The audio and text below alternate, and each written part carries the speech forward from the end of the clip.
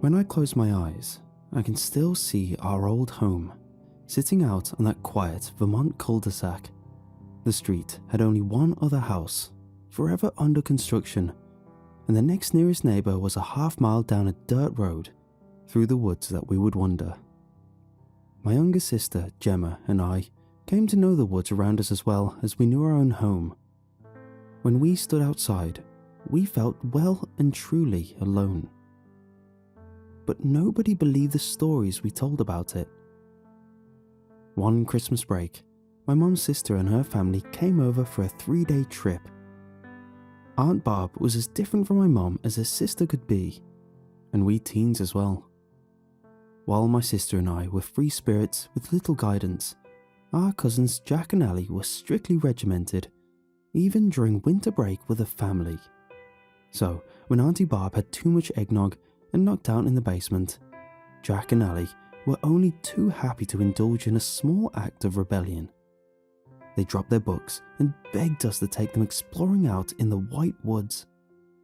"Come on, Gemma, Brooke," Allie pleaded. "I don't want to spend my whole vacation studying.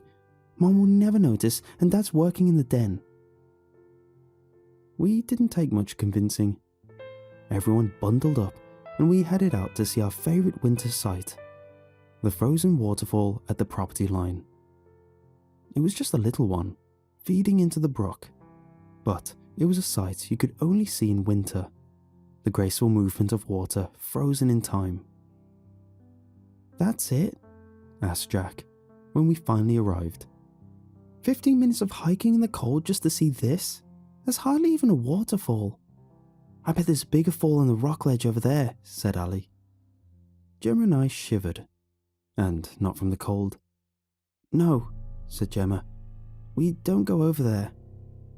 "Well then, now's the perfect time," Allie cheered, dashing away with Jack running after her. "No, wait," I called out, but they ignored me. They ran through the snow, laughing and whooping as Gemma and I chased after them. But I lent Allie my snow boots. I was slipping in my sneakers with every step.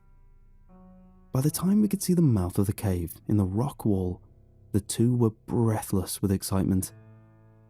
"Damn!" yelled Jack. "Take a look at that!" "Get back here!" I shouted.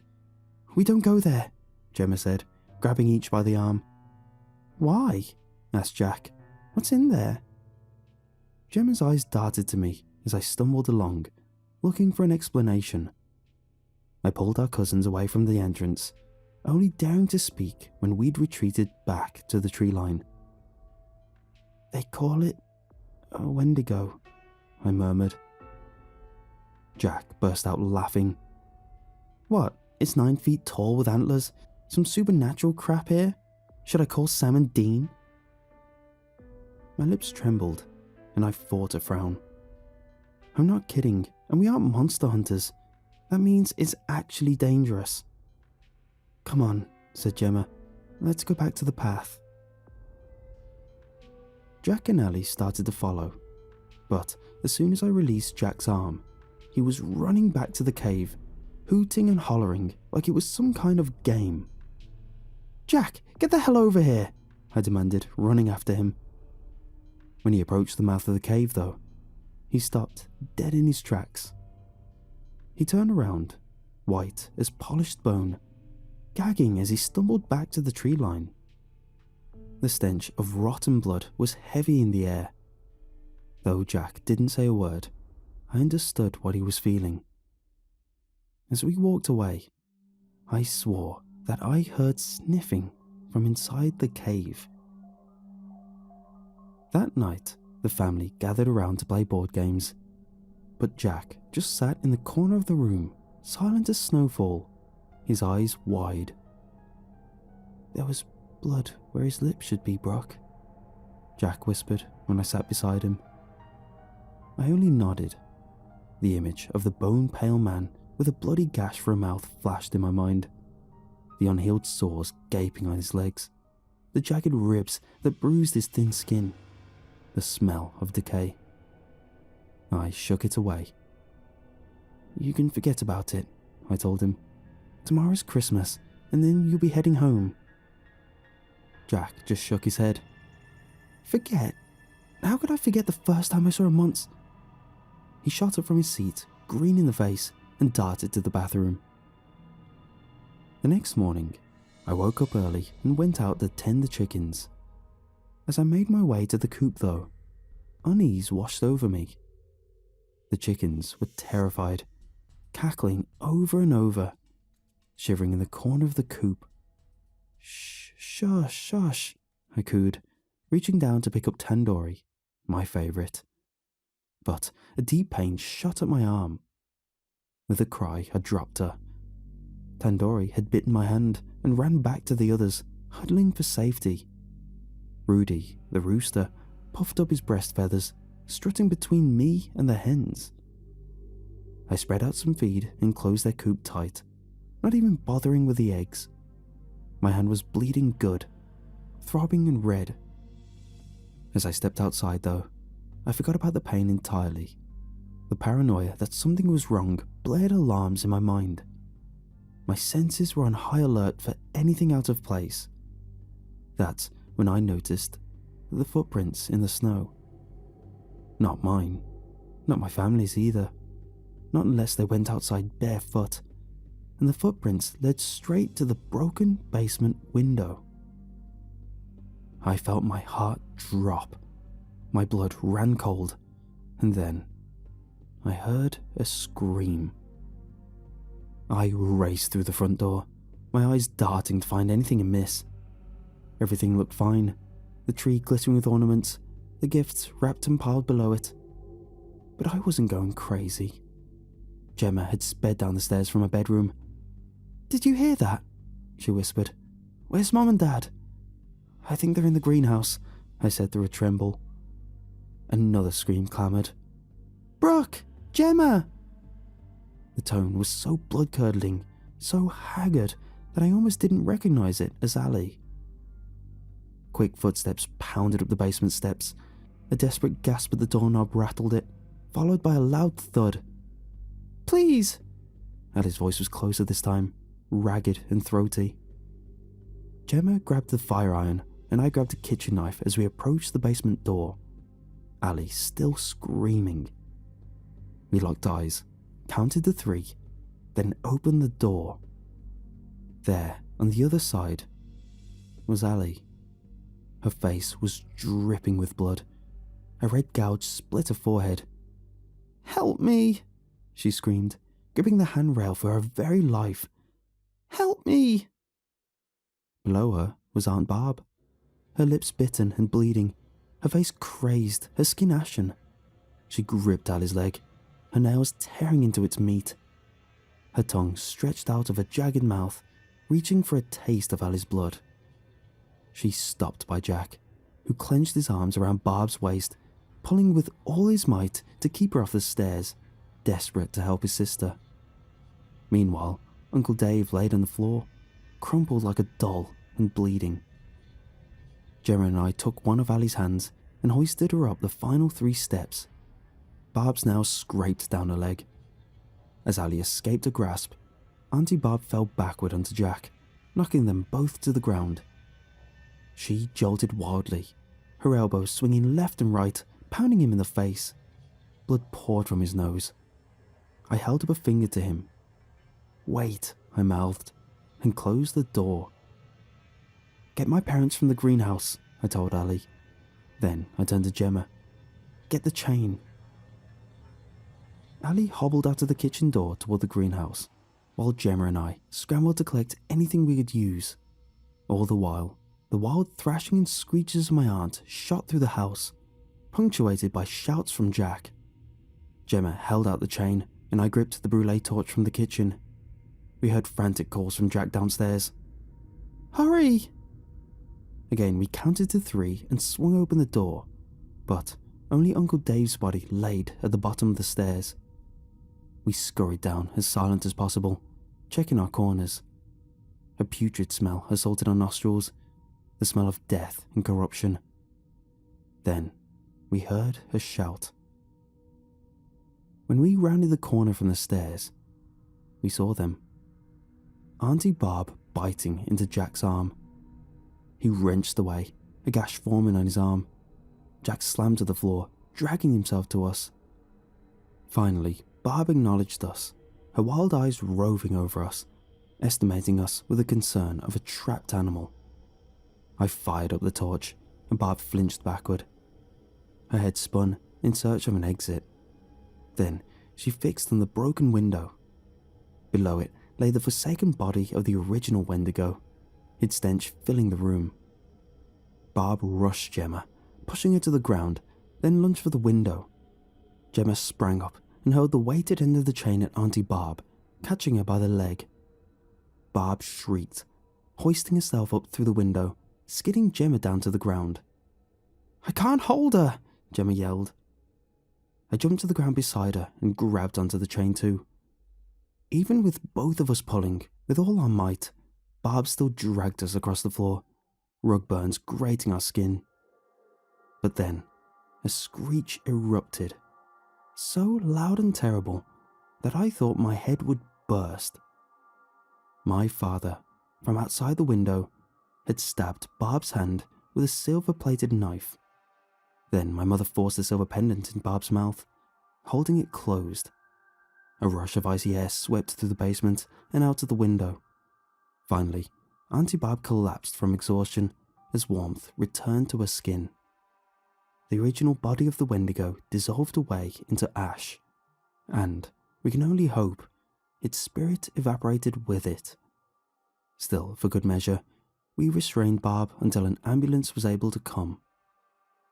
Dave had a concussion, but ultimately survived. Jack and Ali each recovered physically, despite their nasty infections, albeit with scars. Auntie Barb was held in the ICU, malnourished, dehydrated, and raging with infection. When she recovered, she couldn't recall at all what had happened. Ali had told me though. The Wendigo, apparently having caught Jack's scent, tracked him to our basement. My guess is that it wanted a new host. The smell of decay was heavy on its old body, and Jack was young and strong.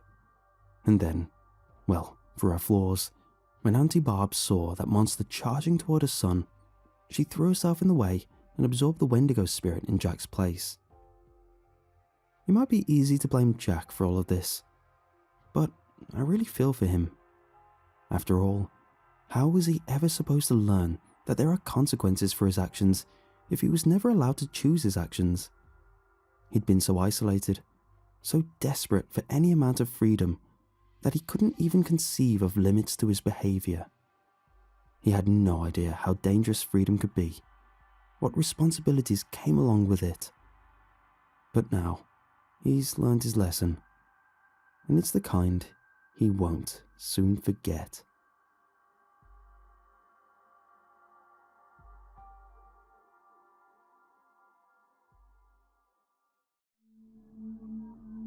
I looked through a gap in the forest canopy, up at the sky alive with sunset blaze, and thought, beyond the heavy shroud of human concern, life is vibrantly beautiful. Then I took another step, and I was falling into the earth. My head bright with shock as my surroundings grew darker and darker. I fell, thinking only that I was about to die, and I didn't know why or even really how. I managed to twist around during my descent and land on my back so that my pack cushioned the fall a bit.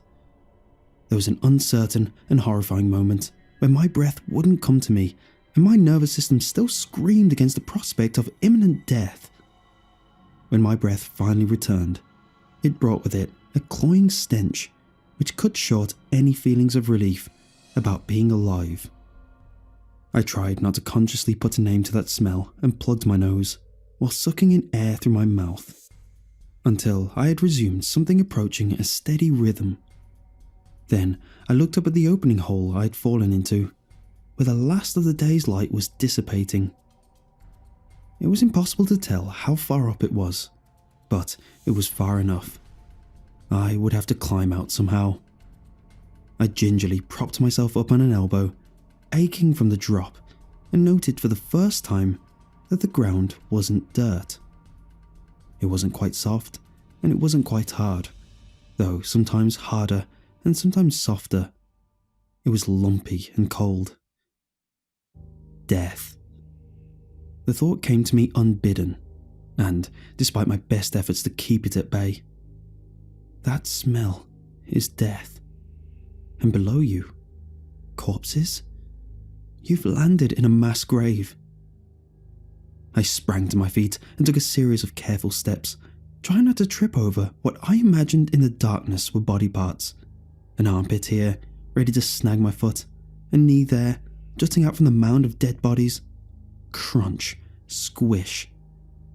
I kept moving forward, focusing first and foremost on finding a way out of this mess. My arms stretched out unsteadily, seeking a wall.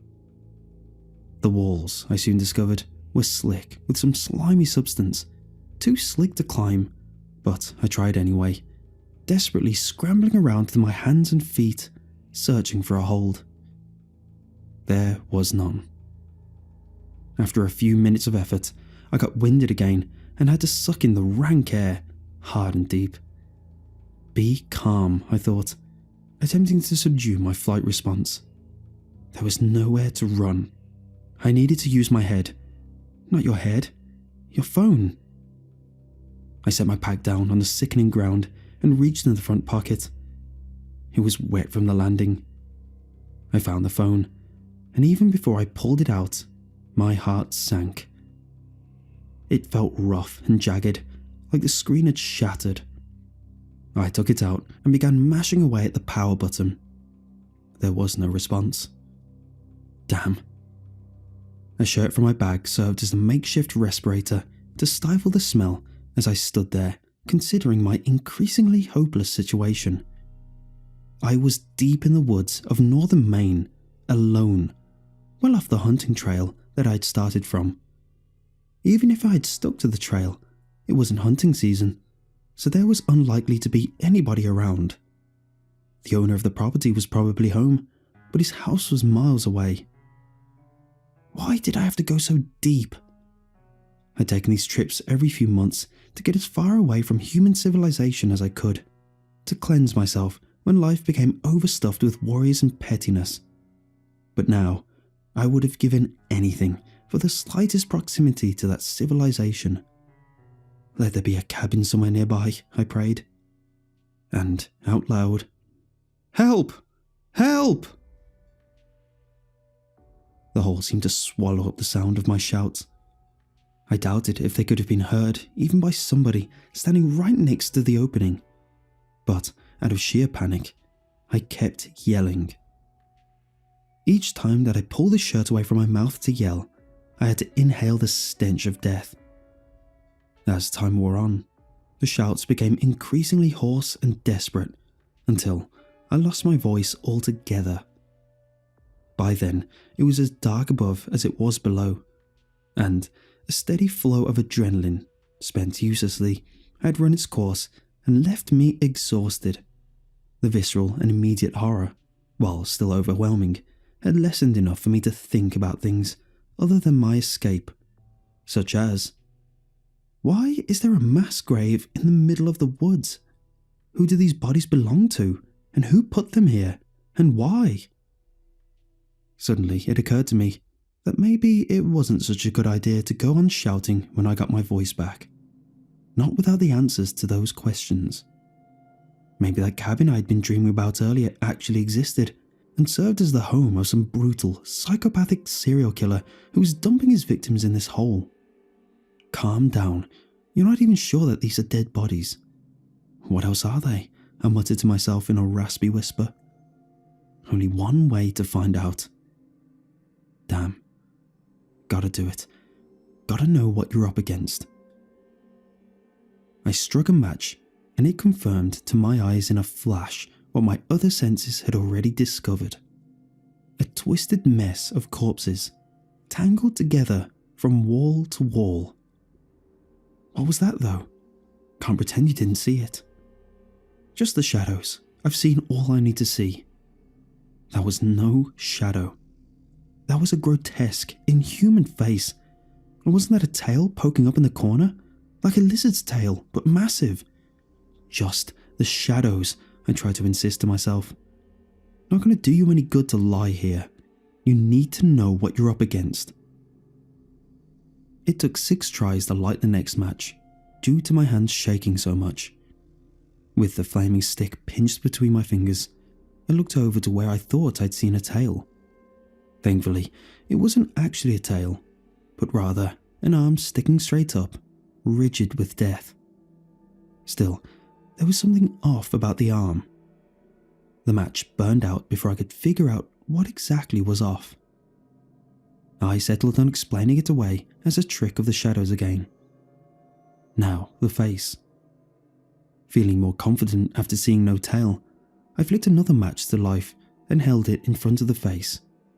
But only for a moment, because the shock of what I saw made me drop the match. It sizzled out below me, extinguishing the light cast upon the nightmare vision before me. However, the image stayed tattooed in my mind. The face was, without a doubt, not human. There was a row of 6 or 7 small eyes arranged in an arc across its bony forehead. At least, I presume they were eyes, rolled back into a pure white death gaze. The reason that I couldn't say for certain how many there were supposed to be was that a bullet wound sat in the center of them all, and had either shot one of them out, or landed in a space between them. The wound itself was black with rot. Or maybe this thing bleeds black, I thought. The ridges of bone didn't stop at the forehead, but spread out across the face, seemingly at random, like a topographical map. Running between these mountains were branching rivers of thin black tubes dividing up other grey flesh. Is it grey normally? Or is it that just because it's dead, I wondered. The tubes all led out to what was perhaps the most disturbing feature of the thing. There, where the nose and mouth should be on a human being, was a tangle of perhaps a dozen larger tubes. Open one end, they looked designed to suck the life force out of whatever the things the creatures fed upon. It took a tremendous effort not to soil myself when I saw that face lit up, but I didn't want to be covered in mess on top of everything else. Instead, I let my terror flow out of my eyes, sobbing like a child, no longer impressed by the majesty of life. Hours later, beyond exhausted but unwilling to lay down on those horrid corpses, I came up with a desperate idea. I couldn't call for help on my phone, and I didn't want to shout anyone. There was no telling who or what was lurking out there, or what they'd do if they heard me, nor could I scale the walls. I tried every spot in that hole, and the walls were all the same, slick with slime and without purchase. After seemingly exhausting my possibilities, again and again, I kicked at one of the bodies underfoot out of sheer frustration. My kick sent an appendage into motion in the darkness, and I heard it slap against some other dead flesh. And that's when I got my idea. I couldn't climb the walls. No. But maybe I could climb the bodies. I felt around until I felt a stray limb sticking out from the mass. I dug my feet in and pulled on it, like my life depended on it. I strained every muscle in my body, but I felt a shift below me. I kept working at it, stopping to catch my breath or take a precious drink from my water bottles every now and then. Once I even sat down for a spell. I was beyond being grossed out by that point. If I was planning on piling these things up and using them to scale my way to freedom, I had to get over my squeamishness, and so I did. I kept at it, yanking at the limb. Then, just when I thought the corpse was almost free of the mess, I heard a terrible pop and went spiraling back on my ass, holding the now detached arm in my hand. A part of me didn't want to get back up. Why bother? Just close your eyes and let death take you away. That's what it'll end with anyway. But a larger part of me wanted to get the hell out of there. I tossed the limb aside and stood up slowly. There had to be one of them on top. One of them that's easier to get at than the rest. That's where you start. I was down to 5 matches. I lit one of them and looked around carefully, trying to make a mental map of the corpses, as horrible as they were to behold. I saw a few that were, if not completely clear, then at least less buried than the rest. The match burned down to my fingers, stinging me, and then left me in the darkness again. I worked as methodically and efficiently as I could, uncovering one body and dragging it over against the wall, then the next body, rolling it on top of the first, and so on, until I had a small pile of corpses that I could climb upon. It was nowhere near as tall to reach the top, but it was a start. I kept at it, working harder than I'd ever worked before. Eventually, the pile got too high for me to heave another body on top of, so I had to make a little step out of more bodies. There was that song, Stairway to Heaven, but what I was doing was building a stairway from hell. One bizarre and terrible corpse at a time. Fortunately, at least for the purposes of my project, there was no shortage of bodies. Every time I dragged one, there was another waiting right below it. I wondered all the time, of course, what these things were. Where did they come from, and who'd put them there? But it was an idle train of thought, the kind you have when you're focusing on something else. When I gauged that I was about halfway to the top, I decided to take a good rest. My body needed it. How I was still going was beyond me. Light was creeping back down into the entrance of the hole above me, and I was down to my last bottle of water. Maybe I'll just close my eyes for a few minutes, get my strength back up.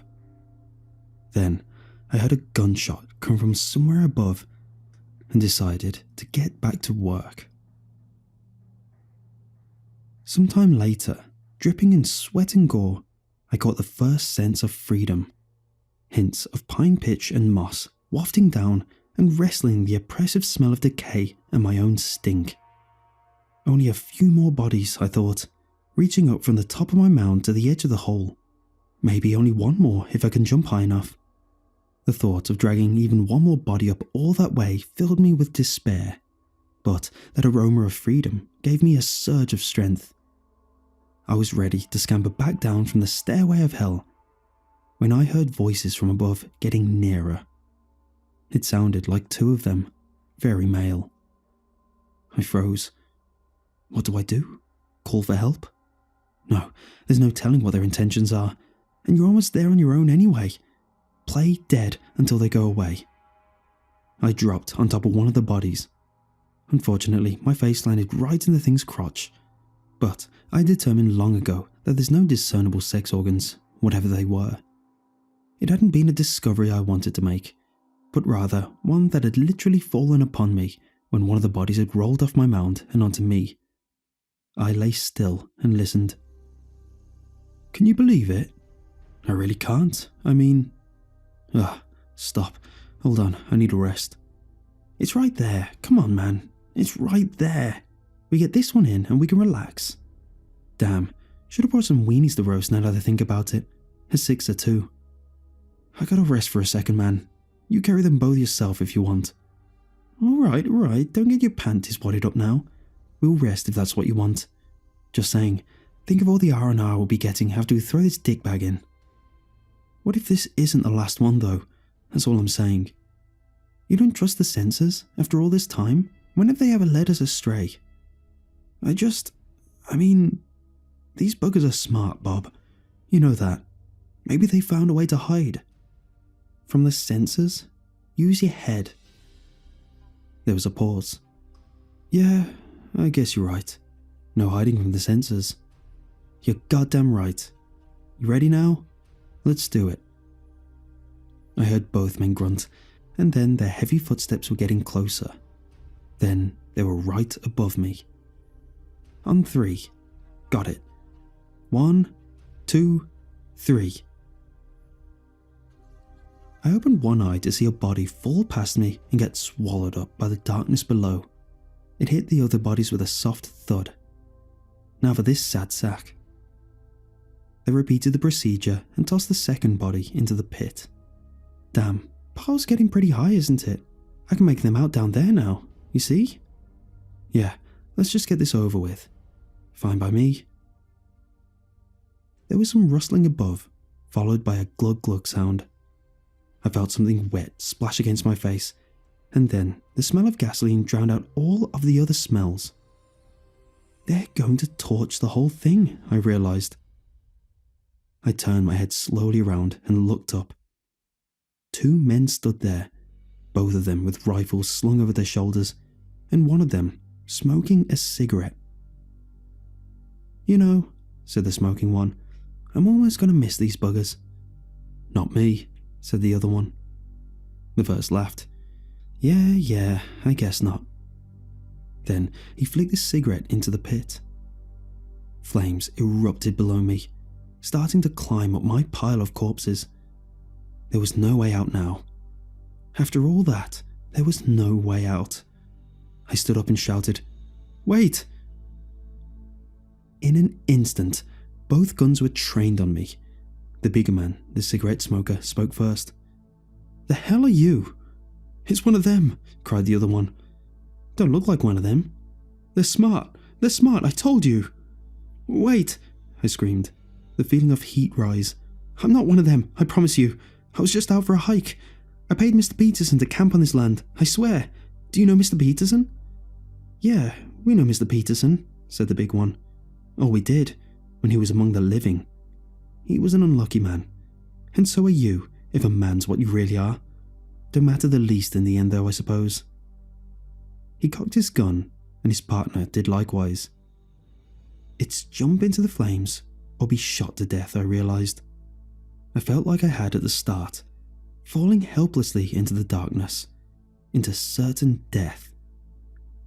"Please," I said, "please don't kill me." The big one opened his mouth to say something, but nothing came out. His eyes just got very wide, and then his body grew limp and he collapsed.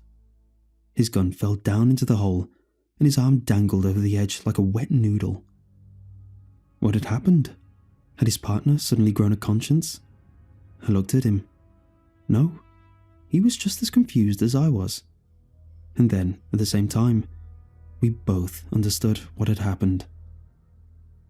Stepping into view, above the dead man, was one of those things, whose kin lay dead and burning below it.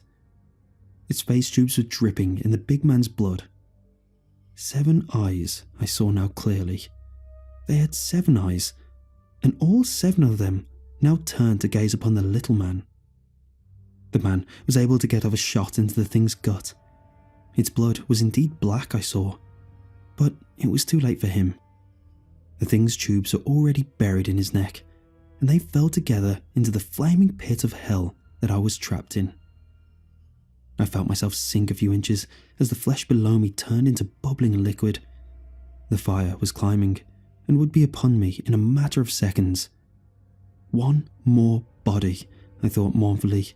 That's all I needed. What about him? I muttered, looking at the big man with his arm dangling down into the hole, but the bulk of his body on solid ground. I guess it's as good a shot as you've got. I leapt through the air over in his direction, the heat below scorching me all the way to my balls. I reached the zenith and time slowed down. I could feel the moment where I stopped going up and started going down. And in that moment, I reached up and grabbed the dead man's arm. I pulled as hard as I could, and his corpse started sliding into the hole to join the rest of the dead in cremation. I stopped falling and gained the slightest bit of upward momentum. I clawed my way up the man's back, dragging him down at the same time. Then I saw that he would be of no more help to me. It was now or never. I reached my left hand up and dug wildly into the edge of the opening. The strain was almost too much to bear. Almost, but not quite. I brought my right hand up just as the man's body fell all the way into the inferno.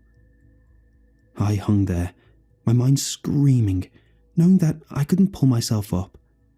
My feet scrambled out of pure instinct against the wall that I had tried to scale so many times, and there they found some unexpected traction, perhaps because the heat had melted away the slime. Whatever the reason behind the newfound friction, my body took full advantage of it, exerting a strength that would never have been there under less dire circumstances. I hauled myself up and out of the hole, and then passed out from insurmountable exhaustion. I awoke to a wet sensation on my face, like a dog was licking it. But when I opened my eyes, I didn't see a dog. I saw 7 small black eyes staring at me. The creature's tubes were exploring my face. "Please," I gasped through a mouth raw with thirst. "It wasn't me that killed your kind. I mean you no harm. Please believe me. I just want to go home." The creature made some clicking sounds and was answered by more of the same from behind it. Then it stood up slowly. 5 more of its kind were at my feet, standing tall in long white robes. Together they turned and walked into the woods in a smooth gliding motion.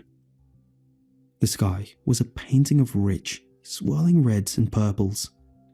I didn't know if it was dusk or dawn.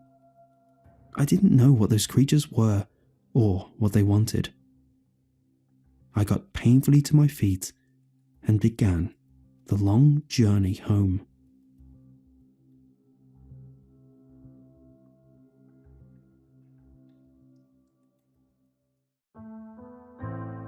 I've been refreshing the homepage of every major news site for the past 12 hours looking for some sort of hint about how the world is going to end. I know it's crazy. I know it's irrational.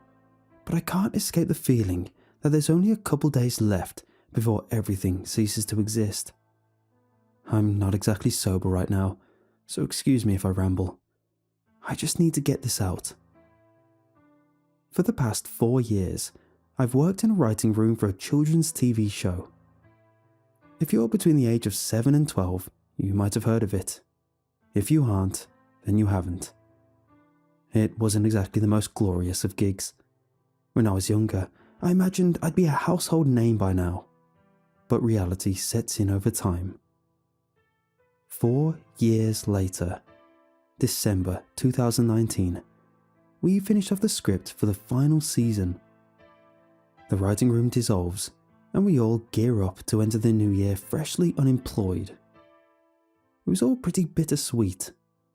I don't think anyone had a particularly strong connection to the source material, and the last couple of weeks dealing with the studio notes were pretty tense. But most of us were with the project from the start, and it felt weird saying goodbye to something we've spent so long working on. I figured I'd look at the bright side and take the ending of the show as a sign that it's time to move on to something new and exciting. I promised myself I'd write something gory and raunchy come January with the hopes of getting myself past the G-rating mindset. I took some time off from writing during the Christmas holidays, figured providing a bit of a buffer zone between projects would do me some good, and I was spending my first Christmas with the partner's family, so I didn't want to come off as antisocial. Outside of some awkwardness from the refusing wine during Christmas dinner, her family was all sorts of hallmark. Nice people, good food, decent potential in-laws. I got a dad a beard trimmer because he has a beard, and a mum a book about dogs because she likes dogs. They got me a fancy pen because I'm a writer. As far as inoffensive gifts go, I'd say we did pretty well. I'm not a big Christmas person. The whole gift-giving thing makes me anxious, but my partner managed to provide a gift that floored me. A couple weeks back, my parents sold our first desktop computer to a collector. It was one of those blocky Macintoshes that had the power button at the back and would casually go yabba dabba do every hour. A good old grandfather clock with a word processor built in. Before getting rid of the computer, my mother backed up all of the files on a series of floppy disks. For Christmas, my partner gave me a stack of them, everything I wrote between 99 and '05. My collection of completed works before we switched over to a computer that could handle colours. I was pretty flawed. The idea of reading stuff I wrote when I was 12 filled me with equal parts curiosity and horror. I was expecting a lot of cringe, and a lot of cringe I got. But I also stumbled upon something that had me scouring the internet for evidence of impending doom. After we came back home, I ordered an external floppy disk reader off of Amazon, and on January 1st, while the rest of the world was slogging through their hangovers, I started reading through my old work. Reading your old stuff is a trip. On a long enough timescale, you forget what you wrote, and you disassociate with the stuff on the page. You become an audience member, someone who is listening to a storyteller who is very similar to you, but a different person at the same time. My partner and me had a spat about something stupid after New Year's, so I spent most of the first week of January buried in the floppies. Basically, all of the stuff from '05 was about how cruel and unjust love is, and how booze is the only thing that makes life worth living. Good old teenage angst. I had faint memories of being 18 and drunkenly staying up in the living room thinking that I'm uncovering some sort of cruel cosmic truth behind the keyboard. The '04 stuff was all romantic stories where the world conspired to tear two lovers apart. Basically, a life-affirming prequel to the bitter rambles of the '05 era. I travelled down memory lane, floppy by floppy, as the stories got less biographical and ventured more into the realm of space travel and elves. I've plenty of projects half finished over the past couple of years. Other stuff would come up, I would lose steam, or I just thought the idea wasn't worth my time. My younger self, however, stuck by his guns and finished every story. The endings weren't always super thought out. Some would sail smoothly into a conclusion, but most would just end abruptly. A dozen or so plot threads that were left completely dangling. Conflicts dissipating into nothingness, invading armies just randomly deciding to go home. Unsatisfying endings, but endings nonetheless. I was reaching the end of the stack, and the stories were becoming increasingly hard to read. Space pirates here, space pirates there, evil magicians, and all that other noise that a 12-year-old would come up with. My partner meant to leave for a business trip the next week, so we had ourselves a little peace treaty dinner. Neither of us remembered what the original fight was about, and both of us were hungry. By the end of the meal, we were friends again. Gotta love long-term relationships. We came back home, had our first bang of the year, and then she passed out. I wasn't feeling sleepy yet, so I snuck over to my computer for one last bedtime story.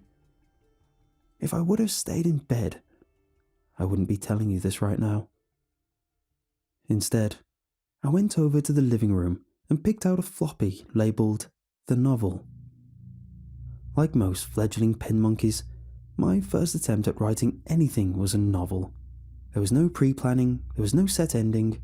My 12-year-old self just started weaving an unstructured story about another 12-year-old with hopes of a plot emerging on its own.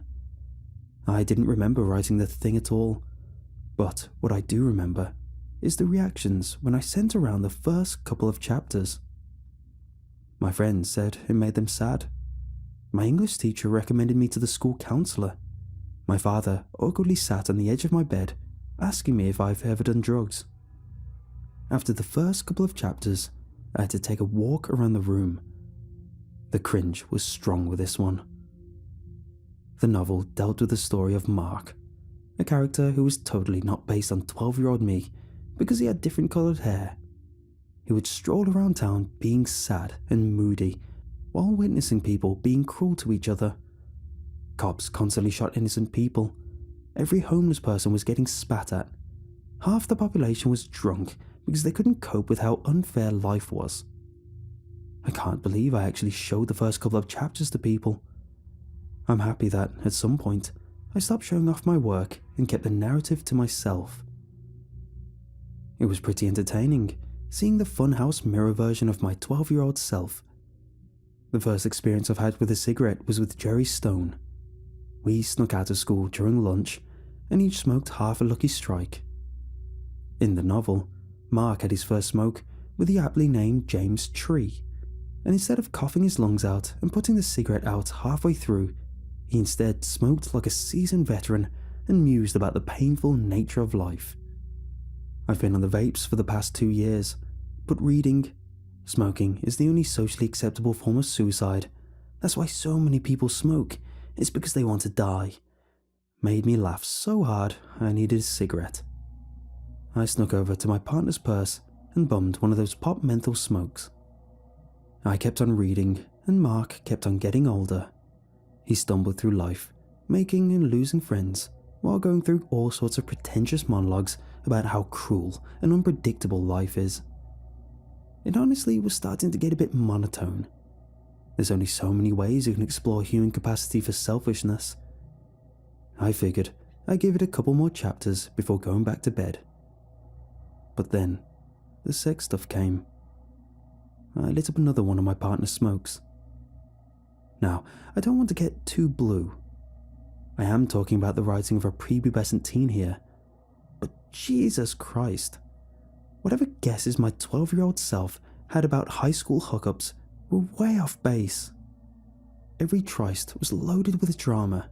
Romantic triangles were everywhere. Any teacher below 40 was banging a student, and every time people did it, they would get off like 12 times a pop. Thank God I never sent this to anyone else. Pretty sure if my parents read this, they would have sent me to a shrink and have the school investigated.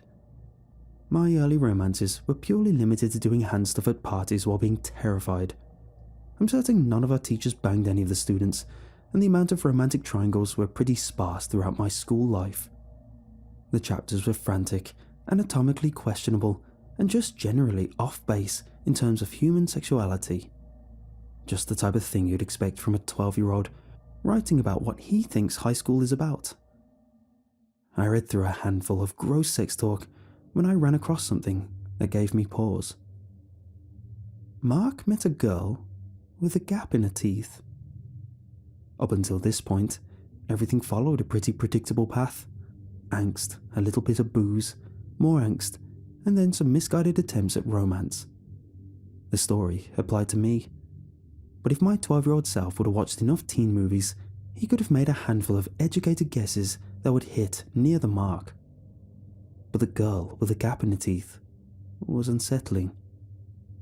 That was something real. I read on as 12-year-old me waxed poetic about my senior year girlfriend. He wasn't completely accurate. There were differences in hair colour and other cosmetic nonsense. But it was her. I smoked the rest of the pack as I read on about how Mark and me fell in love with Jen. She was Joanne in the book, but it was definitely Jen. The plot started to drag.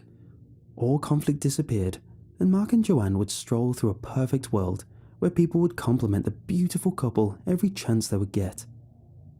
30 pages into a perfect romance, I realised it was 4 a.m. This was all weird. Really weird. But I promised myself I'd go to sleep at adult times in 2020. I snuck into bed at around 4:10. 4:12, our neighbours came home drunk. They were seemingly in a good mood because they came home singing. They then proceeded to continue their singing to the backing of an out-of-tune guitar. My partner woke up and got all sorts of mad. She yelled about calling the cops, but nothing came of it. I passed out.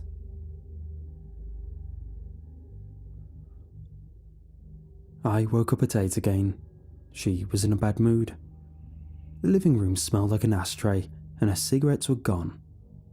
If I was more lucid, I would have explained myself, but by the time I understood what she was complaining about, she was already out of the door.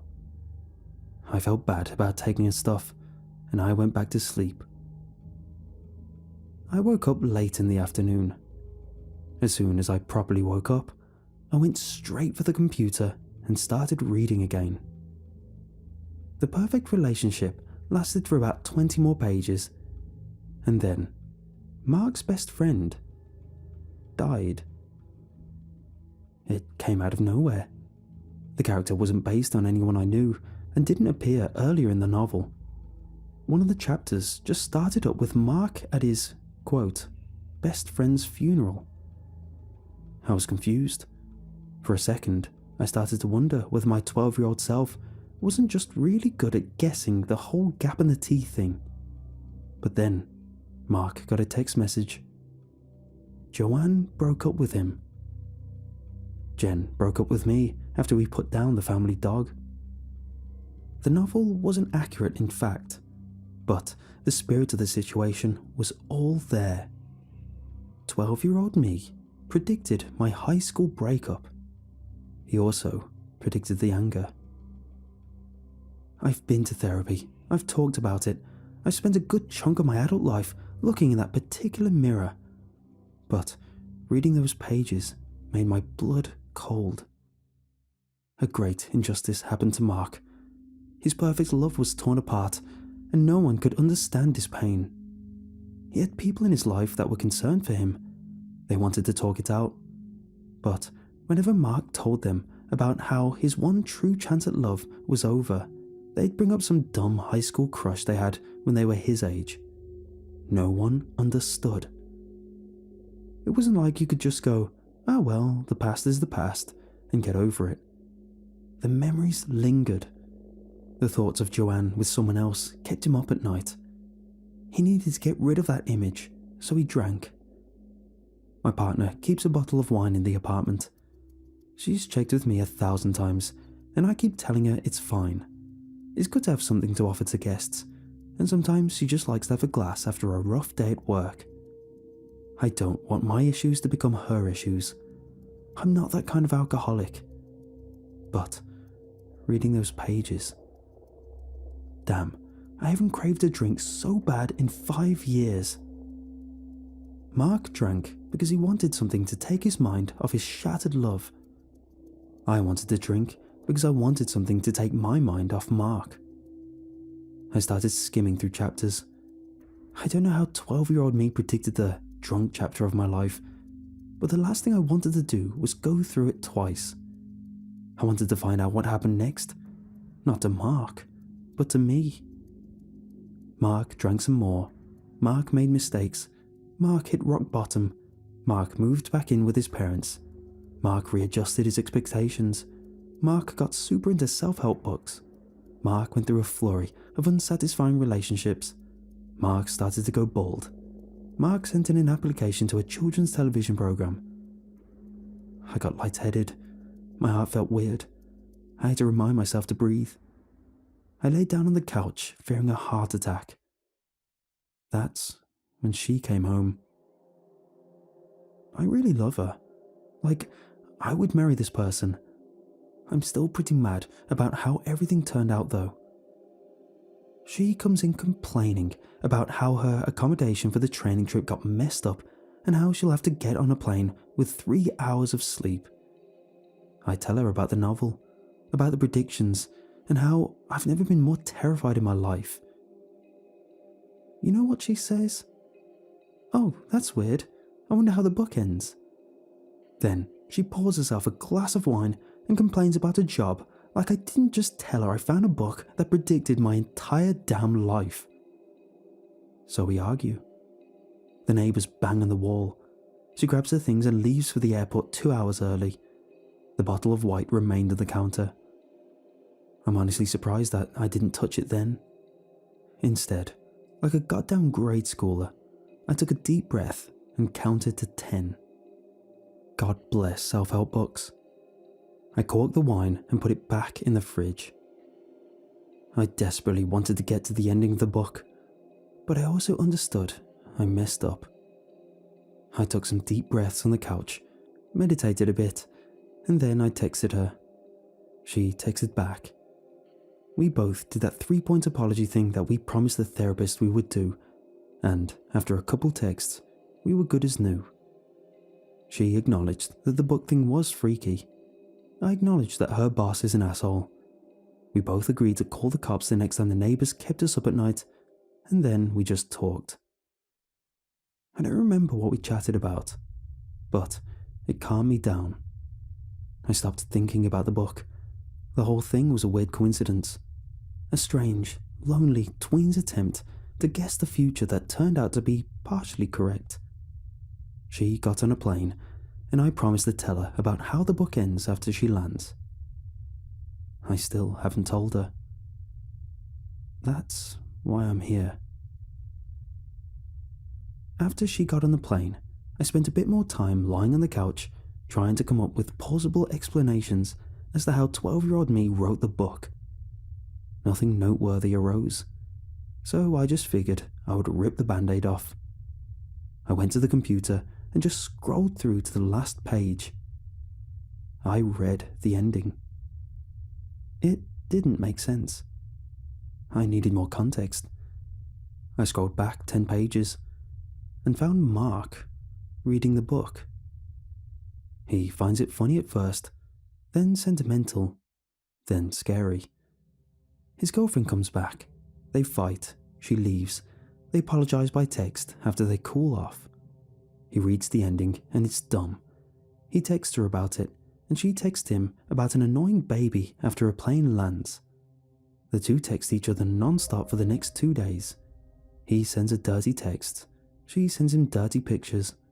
She comes back home. They make love and fall asleep in each other's arms, recommitted to the relationship. Then, the world ends. No explanation, no warning, no closure. Mark and his girlfriend just cuddle up, say their I love yous, and then the world ends. I have a handful of missed calls from her, all starting with a text about a crying baby on a plane. The bottle of wine is empty, and I'm feeling buzzed. I don't know what to do. I keep on refreshing news sites, looking for something that could end the world out of nowhere in 2 days. It seems like World War III is around the corner. I'm scared that if I talk to her, she'll convince me everything is okay. I'm scared that she'll come home and everything is going to be fine. I'm scared we'll fall asleep together. I'm scared that the world will end.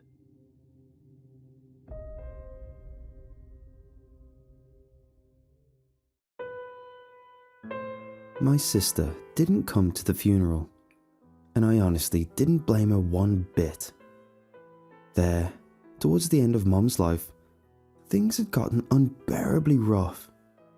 I took a semester off of college to stay home and help Dad out during Mom's last few months, finding myself stuck in the hometown that I mostly tried to avoid visiting during the school year. It had felt too much like a ghost town and held too many secrets that I'd rather just leave dead and buried. It was just this past summer that we had realised something was wrong with Mom. You see, she was a singer. She wouldn't allow a single moment of silence in the house without filling it with some kind of song.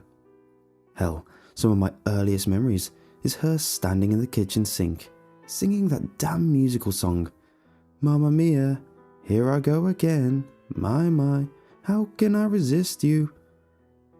I'd been home for summer break, doing my best to avoid seeing any of those old faces. It was morning, and Mom was in the kitchen, cooking pancakes while I waited at the kitchen reading a book.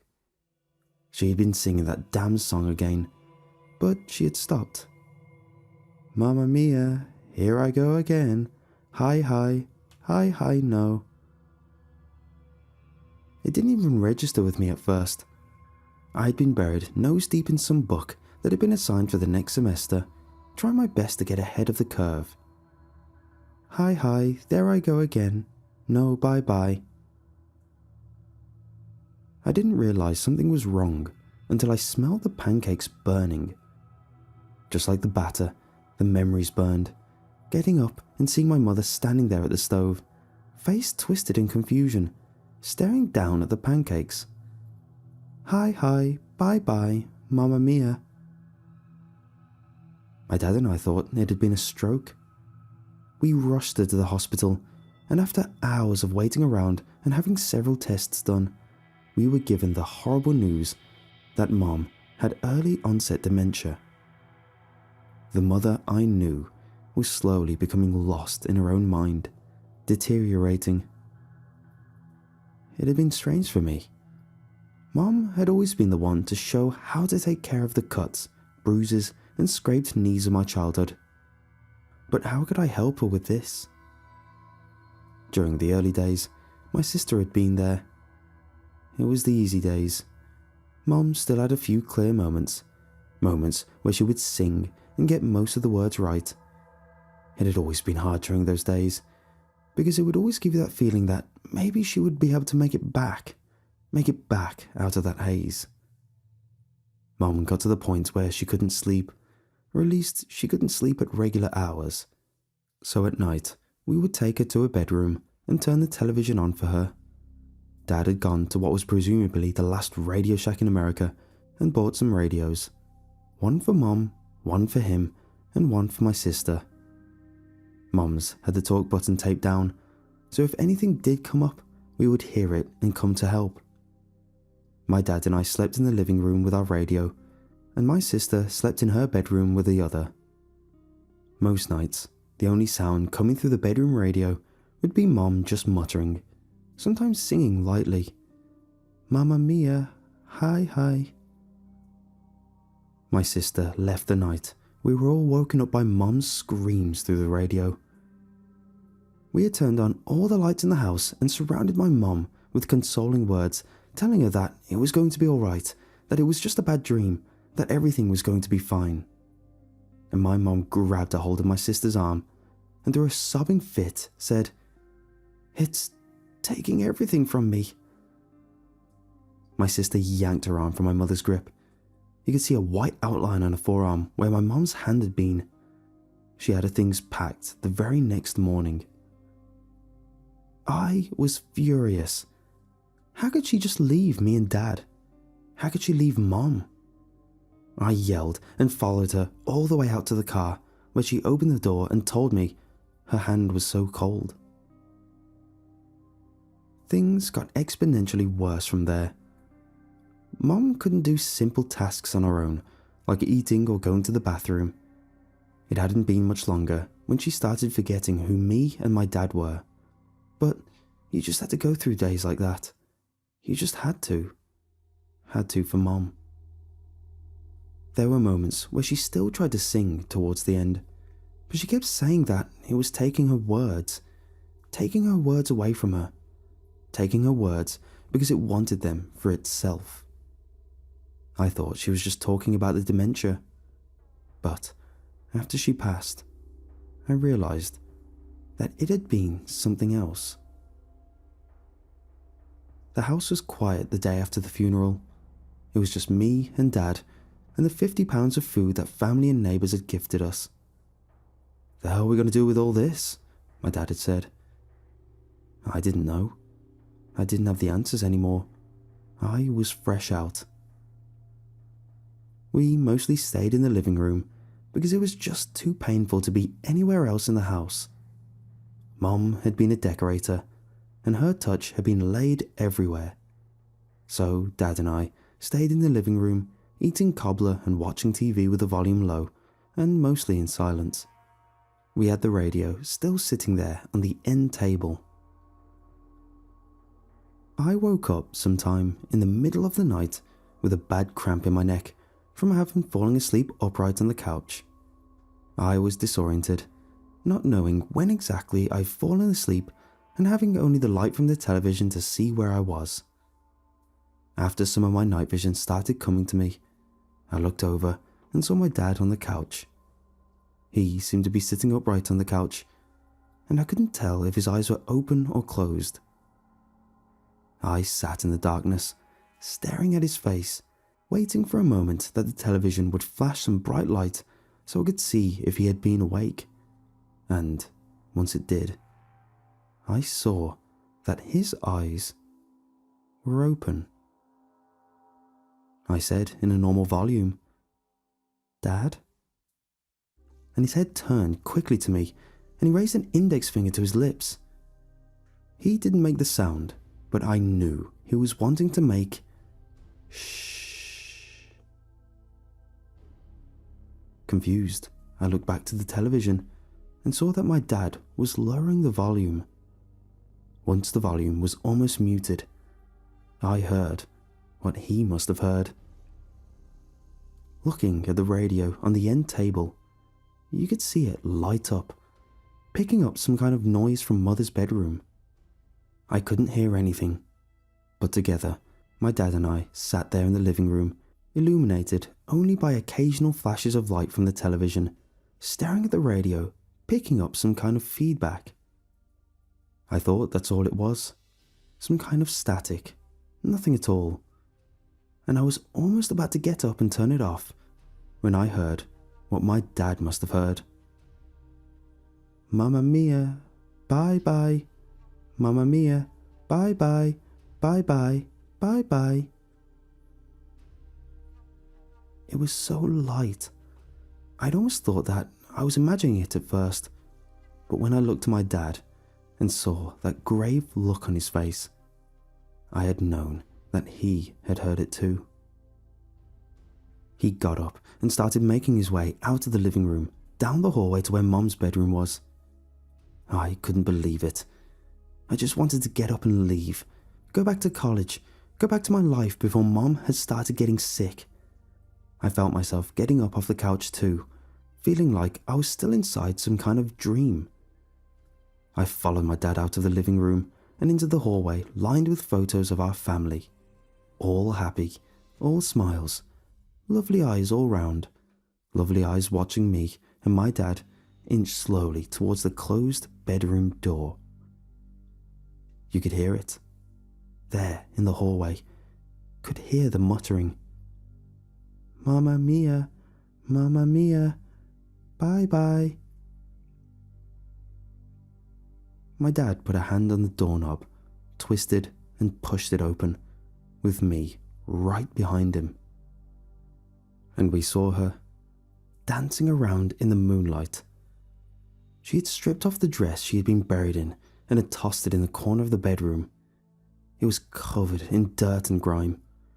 She had put on one of her nightgowns and was twirling around the bedroom, lightly singing, "Mamma mia, bye bye." My dad stepped into the bedroom and was just about to say, "Hun?" And it all happened so quick from there. It had stopped singing, stopped dancing, and it had turned on its heels in such an unnatural way, facing Dad and me, its eyes not pointing in the same direction as one or the other. And it was on my dad, tackling him to the ground. His shoulder collided with my face, busting my lip and knocking me down too. Dizzied, I got up on my elbows and saw what looked like my mom on top of my dad, her hands wrapped around his throat. He was clawing at her face, trying to get her off of him. I saw his thumb hook one of her nostrils and the other plunge into her eye sockets.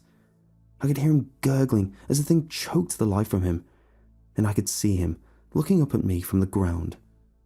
I got up and punted the thing that looked like my mom right in her nose. I felt her nose cave in and heard the crunch. It felt like I had stubbed my toe on an end table, but she was off of him. The thing that looked like my mom landed, sprawled on her back in the bedroom. I limped over to my dad and got him up off the ground. I wanted to just take him and get the hell out of the house, but he wanted to see what it was that had snatched my mother's skin. We walked back into the bedroom and saw it, laying there. The skin bubbled and the bones beneath crumbled, and it fizzled and popped. It made me sick to my stomach, but I couldn't stop watching. It fizzled like spilled soda right into the carpet, and it was gone. My dad and I packed small suitcases, grabbed a few platters of food from the kitchen, and we got to the hotel room down the road. We didn't sleep the rest of the night. Instead, we just laid in our twin beds, watching infomercials on the television. We didn't say a word to each other until the sun came up, and even then, it was just to ask for the television remote. Dad showered, and I tried to stomach some of the leftovers, but couldn't manage. I thought about calling my sister, but thought against it.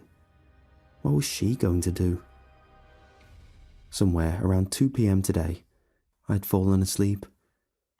I woke up about an hour later to find my dad sitting at one of those small tables in the hotel room. The hotel blinds were drawn, but I knew it was late at night. He had brought the radio with him, and she was singing again. Mamma mia, bye bye, bye bye. He wants to go back. I don't want to, but I can't let him go back alone. It's been singing for the past hour. It's like it's taunting us.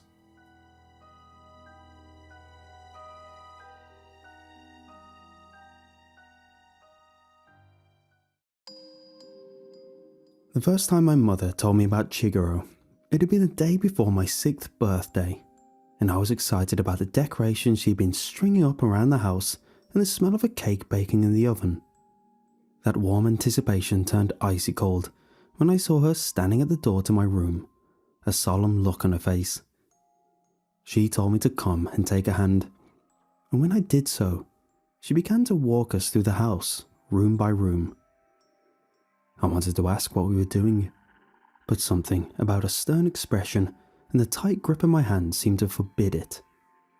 So instead, we walked into a room, paused for a moment in silence, and then moved on to the next without any comment. When we had entered every room, my mother brought me back to my bedroom and shut the door behind us. Only then did she crouch down next to me and speak, her voice a tightly bound whisper in my ear. Did you see anything that didn't belong? I had pulled back slightly from my mother to look at her. Was this a game? Was I in trouble? I was very little, but I already knew how to pick up my toys and keep things out of the floor. Had I forgotten something? Meeting her eyes, but still afraid to speak, I shook my head slightly, her eyes furrowed, and she squeezed my hand harder. Not enough to hurt, but almost. Stop and think. Did you see anything that didn't belong or look out of place? Something you didn't remember seeing before? I didn't dare pull my hand away, and I could tell by the intensity of her gaze that this was important. And so I thought again, trying to go through each room in my head. The hallway, no. The bathroom, no. Momma's bedroom, no. Her office. Wait, wasn't there a different table in there?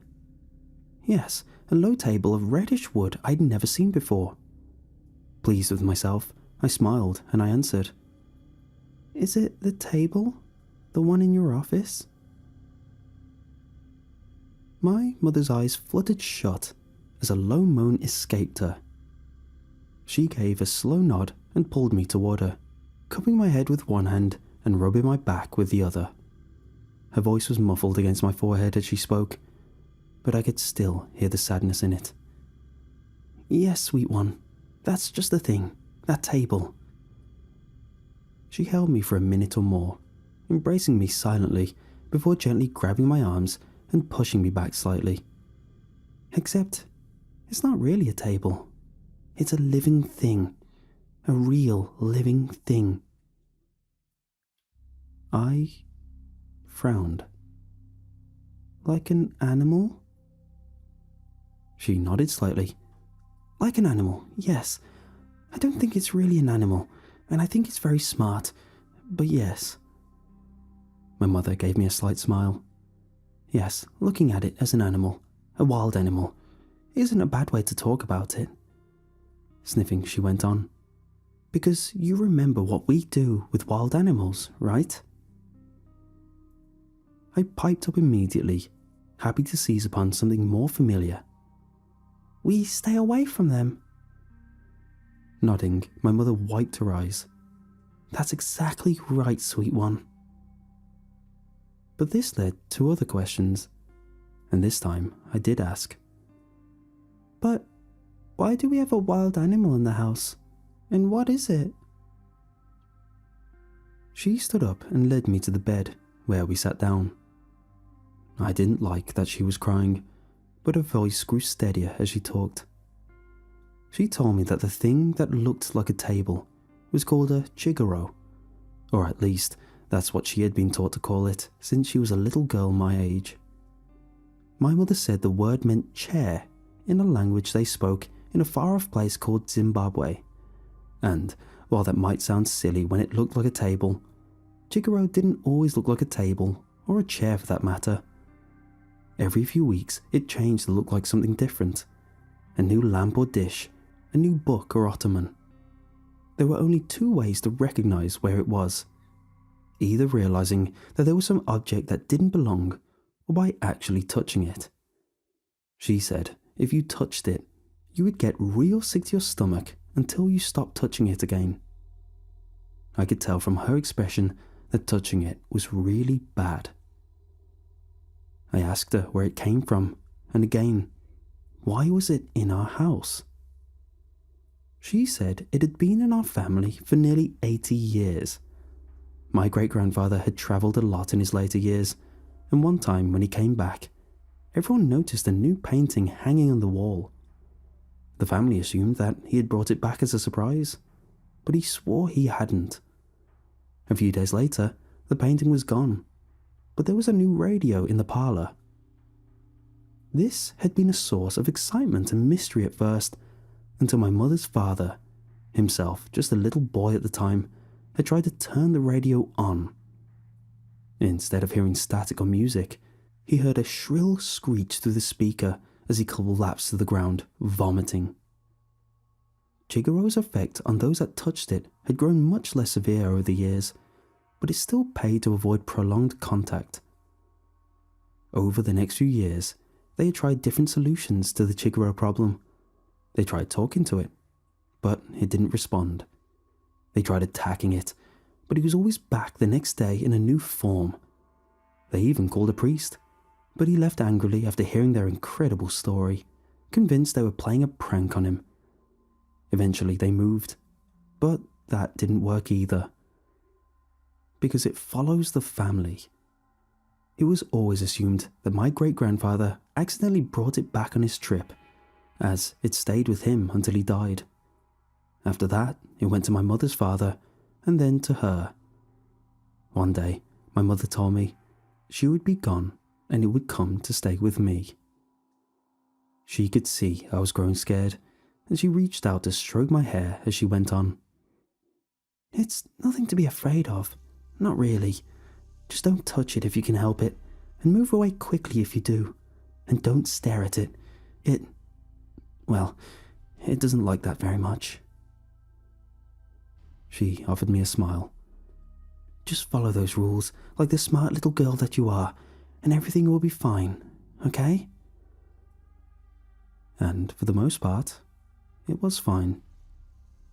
I grew up in that house, and then later another across the country when my mother remarried briefly. My stepfather was rarely home, and I doubted she ever told him about Chigaro at all. She rarely talked to me about it either. She'd occasionally ask if I'd noticed what it had changed into, or if I'd seen it do anything different. I never knew exactly what she meant by that, and she would never elaborate. But that question and its implications would always fill me with sharp, new dread. It reminded me that we had an intruder in our lives, a monster that was frightening, not because of what we knew about it, but because of all we didn't understand or suspect. I would have periods where I wouldn't sleep more than an hour or two a night, and when I did, my slumber was plagued with night terrors. Between the ages of 8 and 12, I had a terrible stutter, and I frequently wet the bed until I was 14.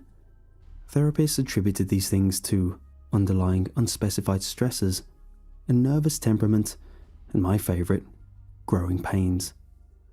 Not that any of these things were wrong, I guess. And I know there are people who grow up much harder than I did. I always had food and a fairly stable home life. I was kept clean and healthy, and even my fears of Chigaro would periodically fade with the passage of time and familiarity. It was only when I was newly confronted with the strangeness and unknown danger of it all. Well, those were the really bad times. I moved out as soon as I turned 18, and aside from holidays, I never stayed in my mother's house for more than an hour in the years that followed. In some ways, the infrequency of my stays made it harder. I was less sure of what items were supposed to be there and those that were Chiguro in disguise.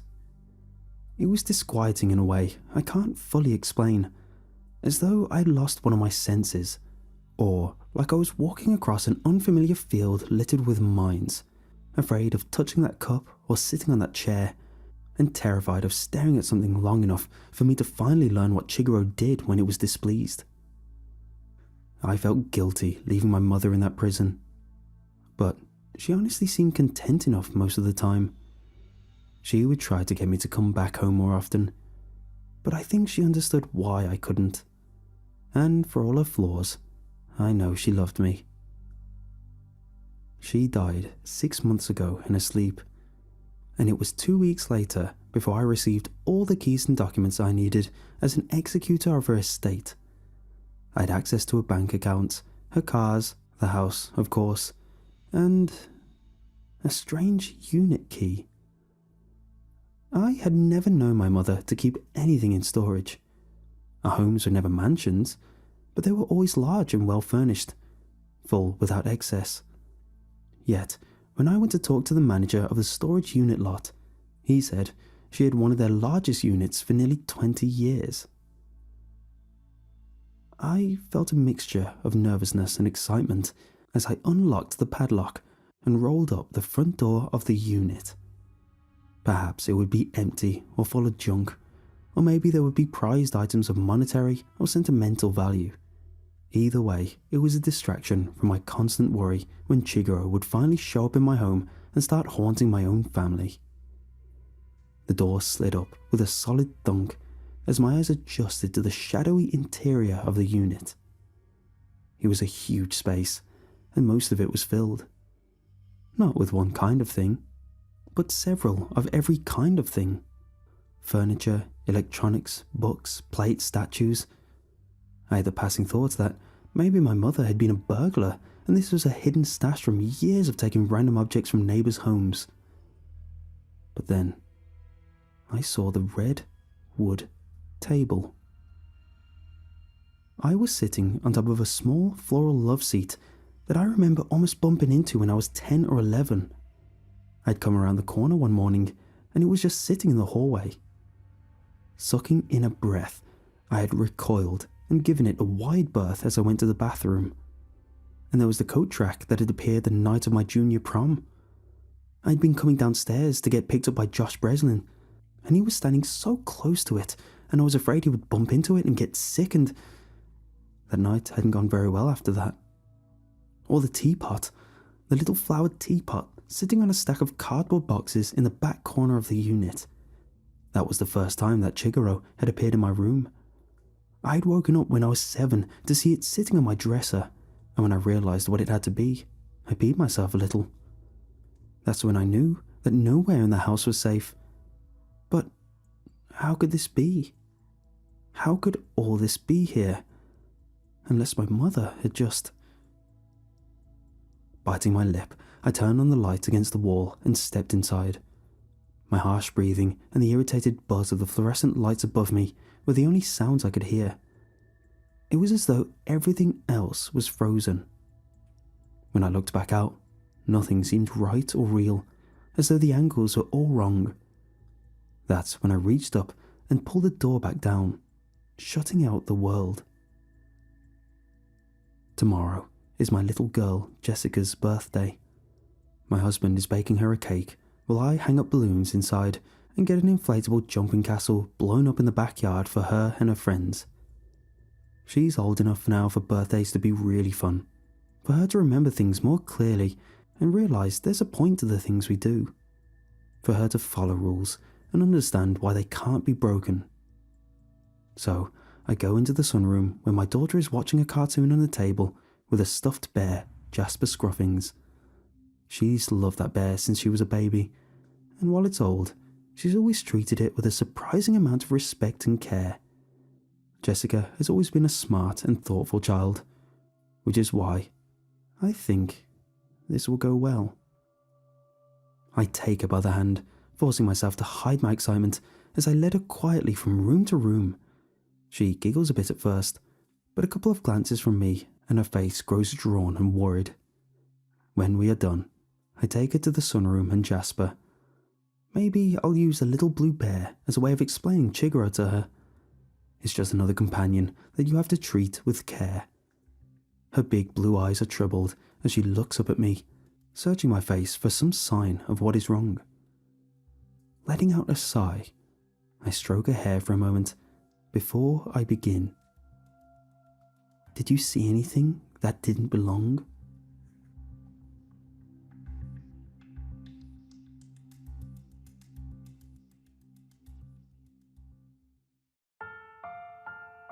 It was just another normal walk. That's how it started anyway. A casual morning stroll on the forested trail that ran behind my parents' house. They owned a home on a couple acres in the small town of Skyline, Alabama. At the time, I was in between jobs and had been living with them as I tried to get back on my feet. Their property intersects with a winding trail that ran for miles through some unkempt woods in the boonies. In the mornings, the Appalachian hills would come alive with the songs of birds and fluttering insects. The crimson sunrise would paint a beautiful portrait as it filtered down through the bristling leaves of aspen and spruce trees. There was something about that place that just made me feel at peace. It was like all the stress and anxiety of modern-day worries just faded away. It was my zen place, until the day it was shattered forever. The day it happened, I woke up a bit before dawn, had my coffee, and went out for an early morning walk. The sun had just begun to creep over the horizon when I left the house. I hadn't planned on being gone any longer than an hour, and had only been walking about 15 minutes when I noticed something strange. The path around me was oddly silent, with the only noise coming from the sounds of my own footsteps against the gravel. The usual sounds of woodland creatures or wind gently rustling the trees were absent. Everything was just completely silent. It didn't really bother me at first, but the longer it went on, the stranger it seemed. I finally stopped to try and determine whether it was some auditory illusion of some kind. I listened for any of the usual sounds. Cars on the highway a few miles out, lawnmowers fired up by the neighbours, or just any noise at all. But there was nothing. Just silence. All of a sudden, I began to feel lightheaded. My vision started swimming and my knees wobbled beneath me. The hairs on my arms stood on end and a cold sweat dampened my brow. I didn't understand what was happening, but in seconds, I was struggling just to remain standing. Panic struck hard, and I desperately reached for my phone, thinking I was having a medical emergency. I never managed to reach it, and I just seemed to lose all control of my body and fall face first to the ground. I still don't know exactly what happened, but it must have been a seizure or a fainting spell of some kind. What I do know is that when I finally came to, I wasn't where I was before. The environment was pitch black and suddenly cold. Only when I struggled and felt my knee knock into something solid did I realise I was awake. The sudden jolt struck right on the funny bone, causing me to wince in pain. I tried to reach my hand out to rub the aching nerve, but found I couldn't. There was something restricting my movement, something cold and covered in a sticky substance. My whole body was pinned vertically against the wall. Thankfully, the binds were not entirely restrictive, and I managed to finagle the cell phone out of my pocket. I flipped it open, and the light glowed in the dark. It wasn't much, but it was enough for me to see where I was. That's when the true dread set in. As far as I could tell, I was in some sort of underground tunnel. The blinds that restricted me looked almost like the roots of trees.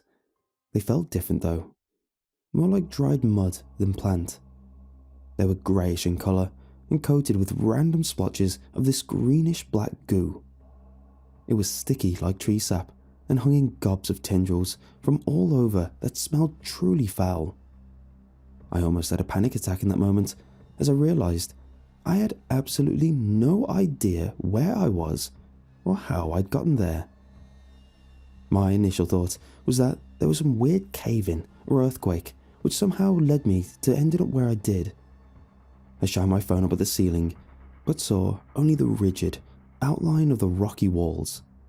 No fissure or gaps I could have slid through, and thus that potential explanation died a quick, unceremonious death. My next thought was that I'd been abducted by someone.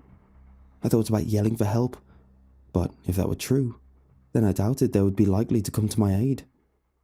I realised an explanation in that moment was not nearly as important as actually getting out. I wiggled back and forth a bit. It was clear that wasn't going to be enough to escape. I shined the phone around the corridor, using what sparse lighting it provided to try and formulate a plan. I caught a break when the light gleamed off some shiny metallic object only a few feet to my right. It was too far for my hand to reach, and so I extended my right foot out as much as I could. After struggling for a few minutes, I finally managed to dig my heel down on top of it and drag it back towards me. I then managed to press it against the wall and move it vertically so I could reach it with my hand. It was some sort of bent iron rod. I don't know how it had possibly gotten down there, but I was nonetheless happy it had.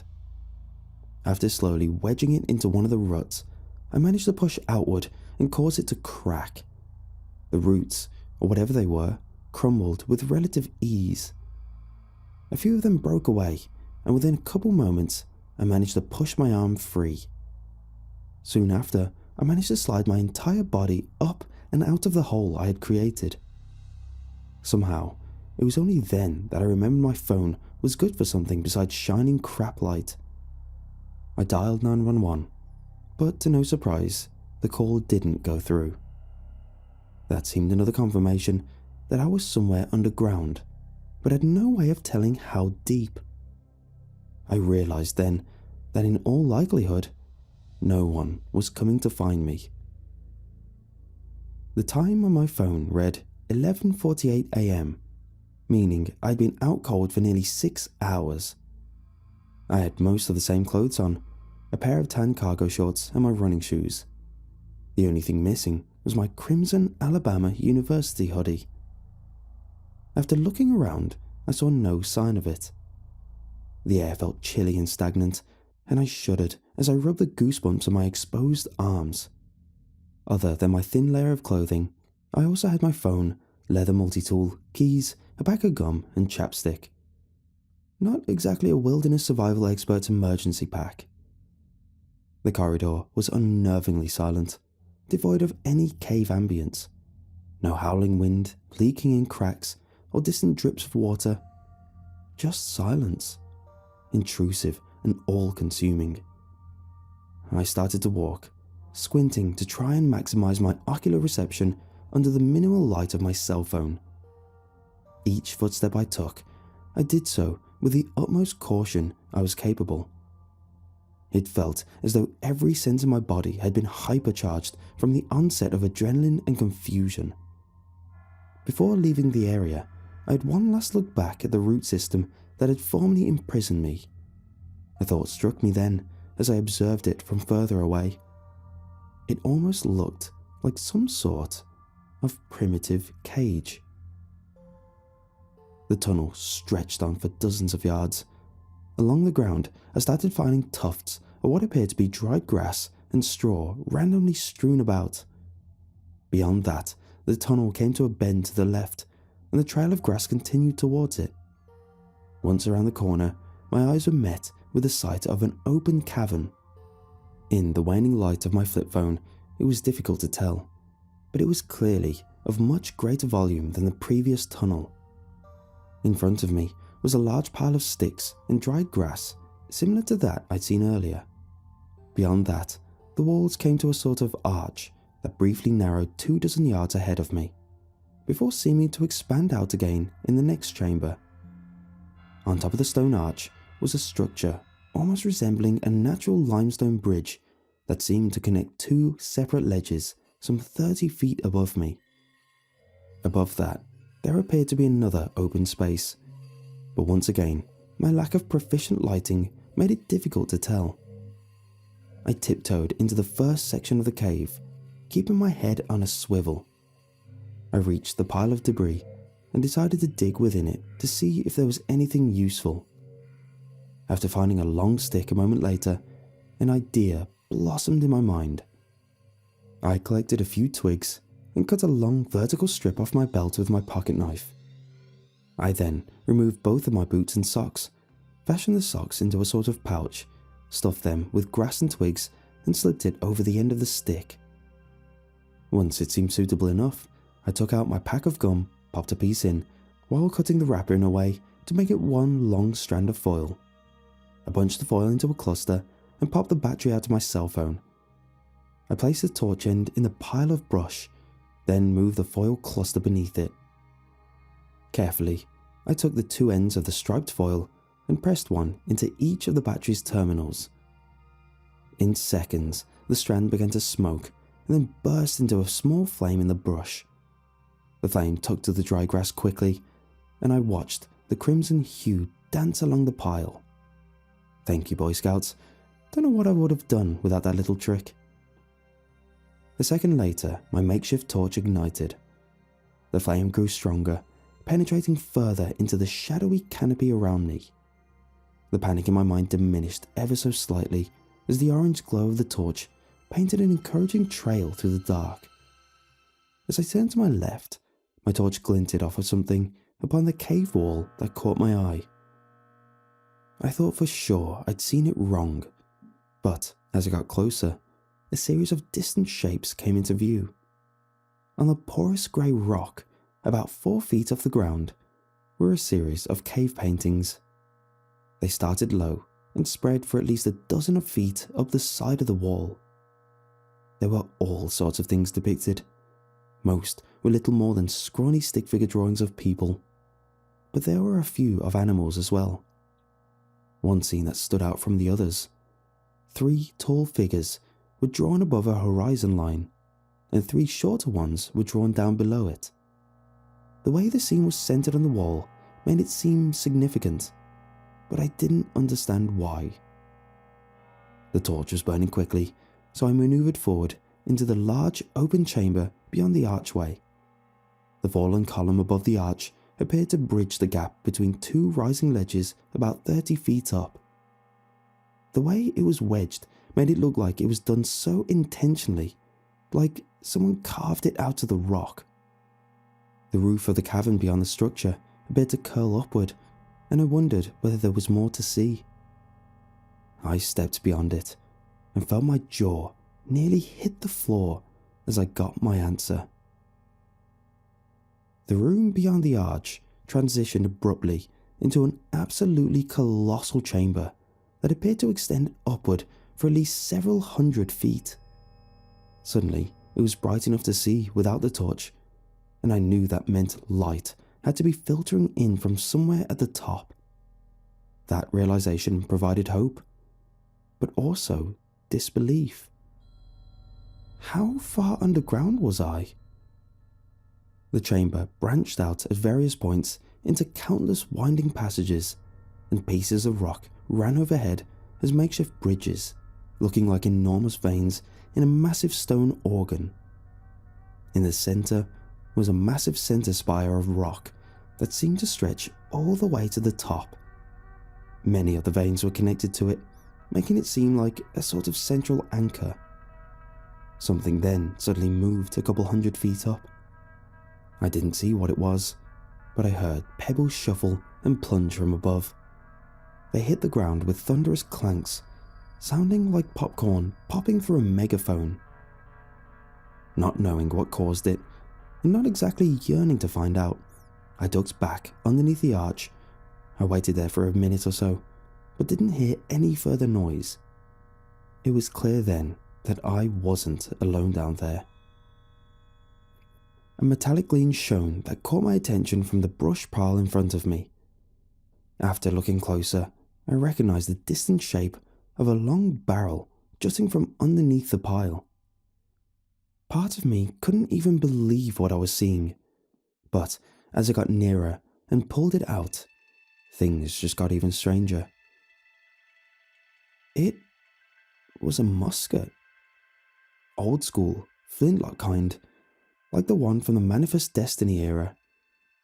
It was in poor condition and obviously wouldn't be suitable for self-defense, except maybe a vulgar club. But that wasn't what held my attention. If it was authentic, and judging from the advanced rust on the hide, it seemed like it could have been, then it had to have been nearly 200 years old. After digging around for a few more moments, I quickly stumbled upon other treasures. An old leather belt, an Adidas sneaker, a broken machete, a knapsack, and finally, a bone. I dropped it as soon as I realized what it was that I was holding. It looked like a large thigh bone of an animal, probably a horse or a moose. An extremely worrying thought then entered my head, one which sprouted goosebumps along my arms. I glanced around at the environment, seeing the large gathered pile of sticks and other things. The way the bundles were arranged made it almost look like it was some kind of nest. Even then, it seemed like a ridiculous notion. The pile was at least 30 feet in diameter. There's no creature on Earth that makes a nest that big, at least not that I know of.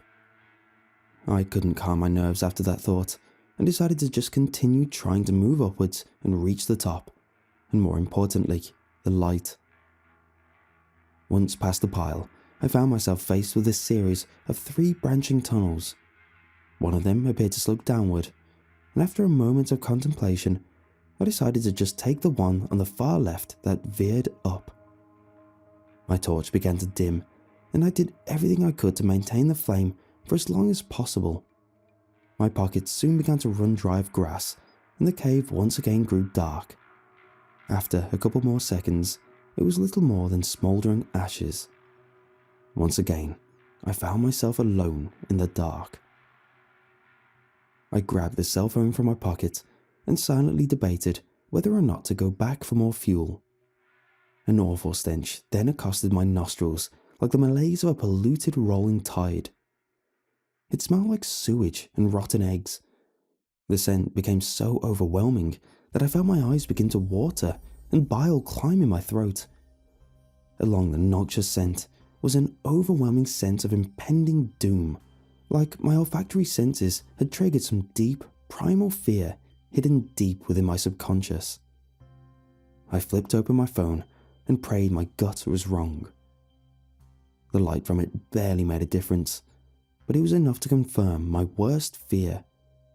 I nearly dropped the phone as the outline of a decaying human hand became visible further down the corridor. Out of instinct, I took a step back and covered my mouth as I retched. Unfortunately, there was no real choice aside from proceeding. I popped in a fresh piece of gum and prayed that my eyes had deceived me as I stepped forward. It was even worse up close than even my imagination had built it up to be. Partially skeletonized hands and legs dangling with gangrene ribbons of flesh attached to a rotting corpse seated against the wall. Blackened intestines spewing from the gut like dead worms from some grotesque, mouldy fruit. The head was missing entirely, and there was no indication as to where it had gone. My instincts were all but begging me to flee. I had every intention of doing so, until I saw a small knapsack on the ground beside the remains. On a hunch, it may provide something useful, and seeing how the person clearly no longer had any use for it, I decided to take it. Once I lugged it onto my back, I said a few parting words for the nameless corpse and moved on. As if it wasn't obvious before, that moment was when I truly realized the severity of my situation.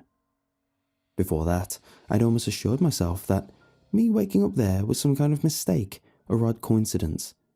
But after seeing that, I abandoned that rationale. Anxiety constricted my mind as I wondered whether I'd been kidnapped by some perverse serial killer, chained up like a pig ready for slaughter whenever he thought to entertain the notion. After putting sufficient distance between myself and the corpse, I knelt down and popped open the knapsack. Inside, I struck gold with a flashlight, a box of matches, a half-full water bottle, a pack of granola bars, and a few magazines. Those were all most welcome additions, but much to my chagrin, there was nothing to identify who the person was or how they'd gotten there. At least the flashlight still had some juice left in it. I flicked the switch and watched the flashlight sputter to life and blaze a trail through the passage. The tunnel was pretty unremarkable, appearing as just a long, winding passage that led upward. Ever since the brush pile, I hadn't heard so much as a single decibel of sound. I never really realized how comforting background white noise is until I was forced to go without it. After a couple more minutes of walking in utter silence, I reached another open chamber. Two more branching passages lay further ahead and seemed to stretch in nearly opposing directions. One branched out left and one right, with both seeming to lead upwards. As I approached the two passages, I then noticed there was another directly above me on the ceiling. I looked up to see an extending chute stretched for countless feet above me. Even the light of the flashlight was not enough to illuminate its entire length. Obviously, I had no means of traversing the vertical shaft, but the discovery made things even more mystifying. I elected to take the left tunnel in hopes it would lead to a higher level of the cavern. Before I could enter one of them though, my footsteps disrupted a pile of pebbles and sent them skittering outward across the ground. I froze, cursing myself for the noise and hoping nothing had been alerted by it. My mind was flooded with a torrent of catastrophic thoughts. It felt like breaking the silence within that place was somehow a graven sin in and of itself. Luckily for me, there was no other noises. The further I went, the less likely it seemed like the cavern was a natural formation. The walls had almost pattern groove marks in them, as if something had methodically yet boorishly dug them out. A worrying thought manifested as I remembered the apparent nest from earlier.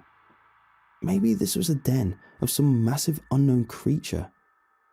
For some reason, I thought of Shelob, the giant spider from Lord of the Rings, and obviously that thought did not bring any comfort whatsoever. It seemed ridiculous, of course, but darkness and silence can play cruel tricks on a solitary mind.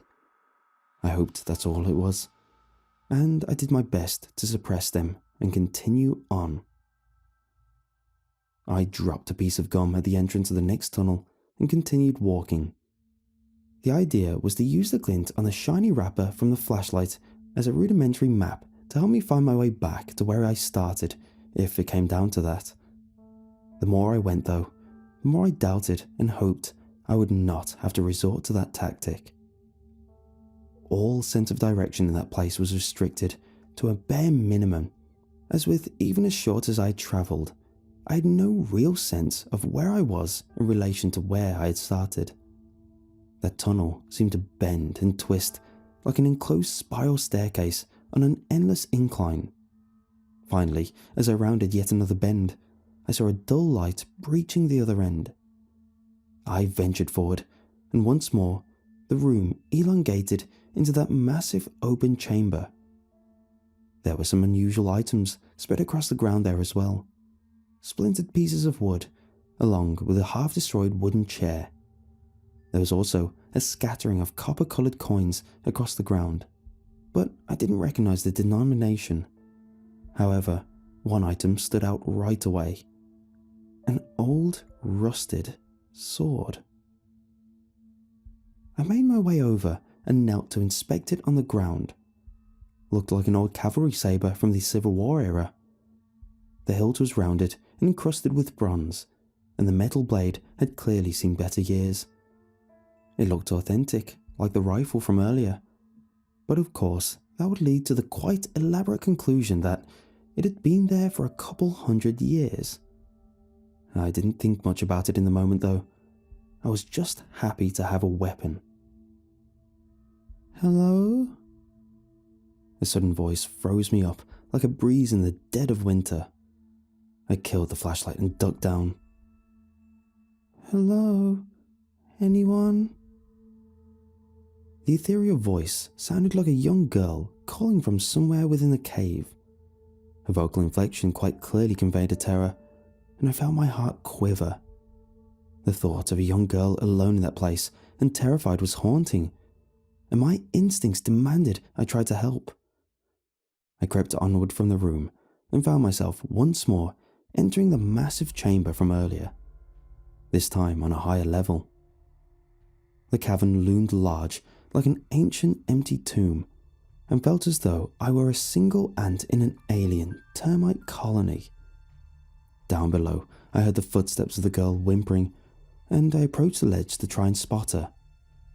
The area beneath me was shrouded in shadow, and I saw nothing upon first glance. I debated upon turning my flashlight back on and shining down, but some parts of me wouldn't comply with the thought. Like I knew it was the right thing to do, but fear had constricted me and wouldn't allow my hand to cooperate. I peeked over the edge, waiting in darkness to try and see her. Her hushed sobs and frantic breaths met my ears, but I couldn't determine exactly where they were coming from. I kept quiet and continued listening, but something strange then happened. Her muffled cries changed pitch, and suddenly morphed into what I can only describe as a hooting, almost manic animal screech.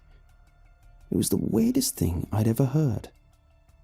Something then darted through the darkness down below me. I couldn't tell what it was, but it was quick.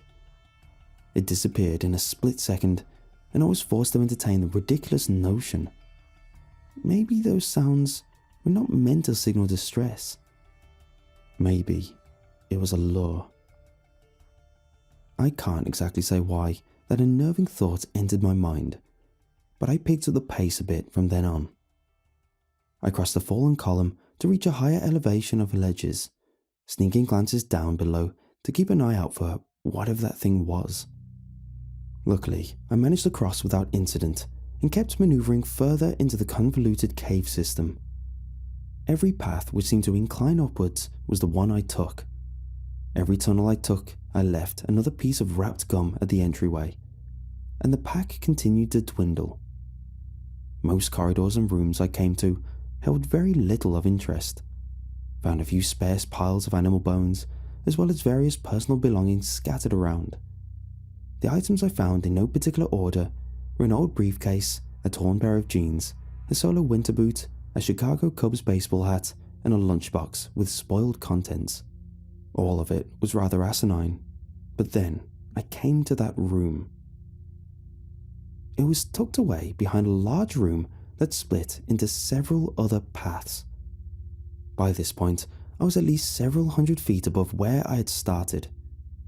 The room itself was little more than a small separate grotto, but the items inside I found truly interesting. Most were articles of clothing, shirts, jackets, pants, hats, and shoes of all sorts, numbering in the hundreds. I also saw a cane, a fishing pole, a baseball bat, a deflated football, and a small drink cooler. All the items in that room seemingly had a single thing in common. They all were either entirely or primarily red. It looked as though someone had collected them over the years, and some of the articles and items looked decades old at the very least. I kept my new saber clutched tightly as I waded my way through the debris. I was then struck by the epiphany that my suspiciously absent hoodie had also been red. I looked around for it briefly, but didn't find it. It got me thinking though, maybe red was the reason I was there in the first place. Of course, I knew by then that I was not alone in that cave, and likely had been abducted to arrive there by someone or something. Maybe whatever had taken me didn't like red, or maybe they were attracted to it. Back outside, and I was once again met with another fallen column that led up to another higher ledge. This one was different though, incredibly steep and worn. There appeared to be no easy way up and no other real path to follow. I could see the light growing more luminous above me and knew the steep path was my only option to reach it. I stashed the sword on the back of my belt and began to climb. The rocks were slick and parts of them crumbled as I grabbed. I moved slowly, trying to stay both alive and quiet as much as possible. The road was tough, but I pushed on. I was nearing the halfway point when something stopped me dead in my tracks. Somewhere far above, I heard the sounds of pebbles tumbling down the cavern slopes. I looked up and saw a dusty cloud of residue blossom off the cavern wall. My eyes rapidly scanned the area above, but I didn't see anything that could have caused it. I was just about to continue when I spotted something strange. The dull light was flickering in from above, just barely illuminating the cavern. It was in that mystical twilight canopy that I saw it. On the far wall, there was a small spot where the light appeared to shimmer in an odd fashion. I didn't understand what I was seeing at first, and just stared at the odd image.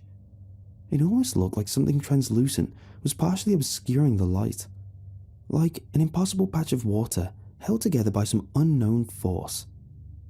I must have blinked or something, because one moment it was there, and the next, it was gone.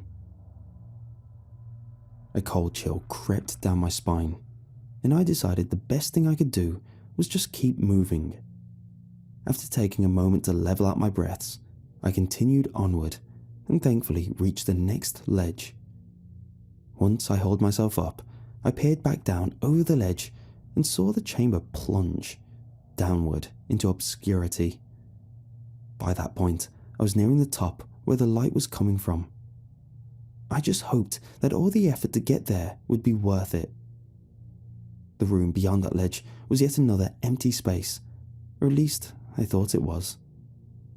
Once inside, my flashlight gleamed off of one of the walls and illuminated several patterns on the rock. The entire thing appeared haphazardly scrawled in some sort of black ink. It was only when I backed further away from the wall that I realized what it was. At first, I saw only squiggled lines, bloated ovals, and winding tubes. Then I saw the X carved into one side. A realization struck me then. It was a map.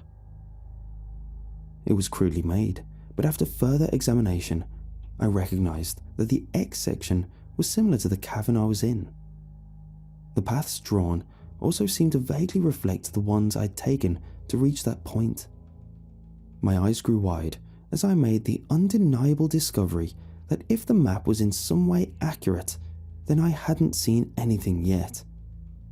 The colossal chamber I was currently in was only a tiny fraction of the entire piece. I counted 6 or 7 other sections that were at least double the size. The ends of the portrait seemed to fizzle away, as if whoever had drawn it had not yet completed the entire thing. That realization was staggering. Just how big is this place? I took a picture of the diagram with my cell phone and moved on. There were sudden noises and clangs far off in the distance, and I decided to move towards the light as quickly as I could. According to the crude map, the way out of the labyrinth was near. If it was anywhere near true proportions, then I was about 3/4 of the way there.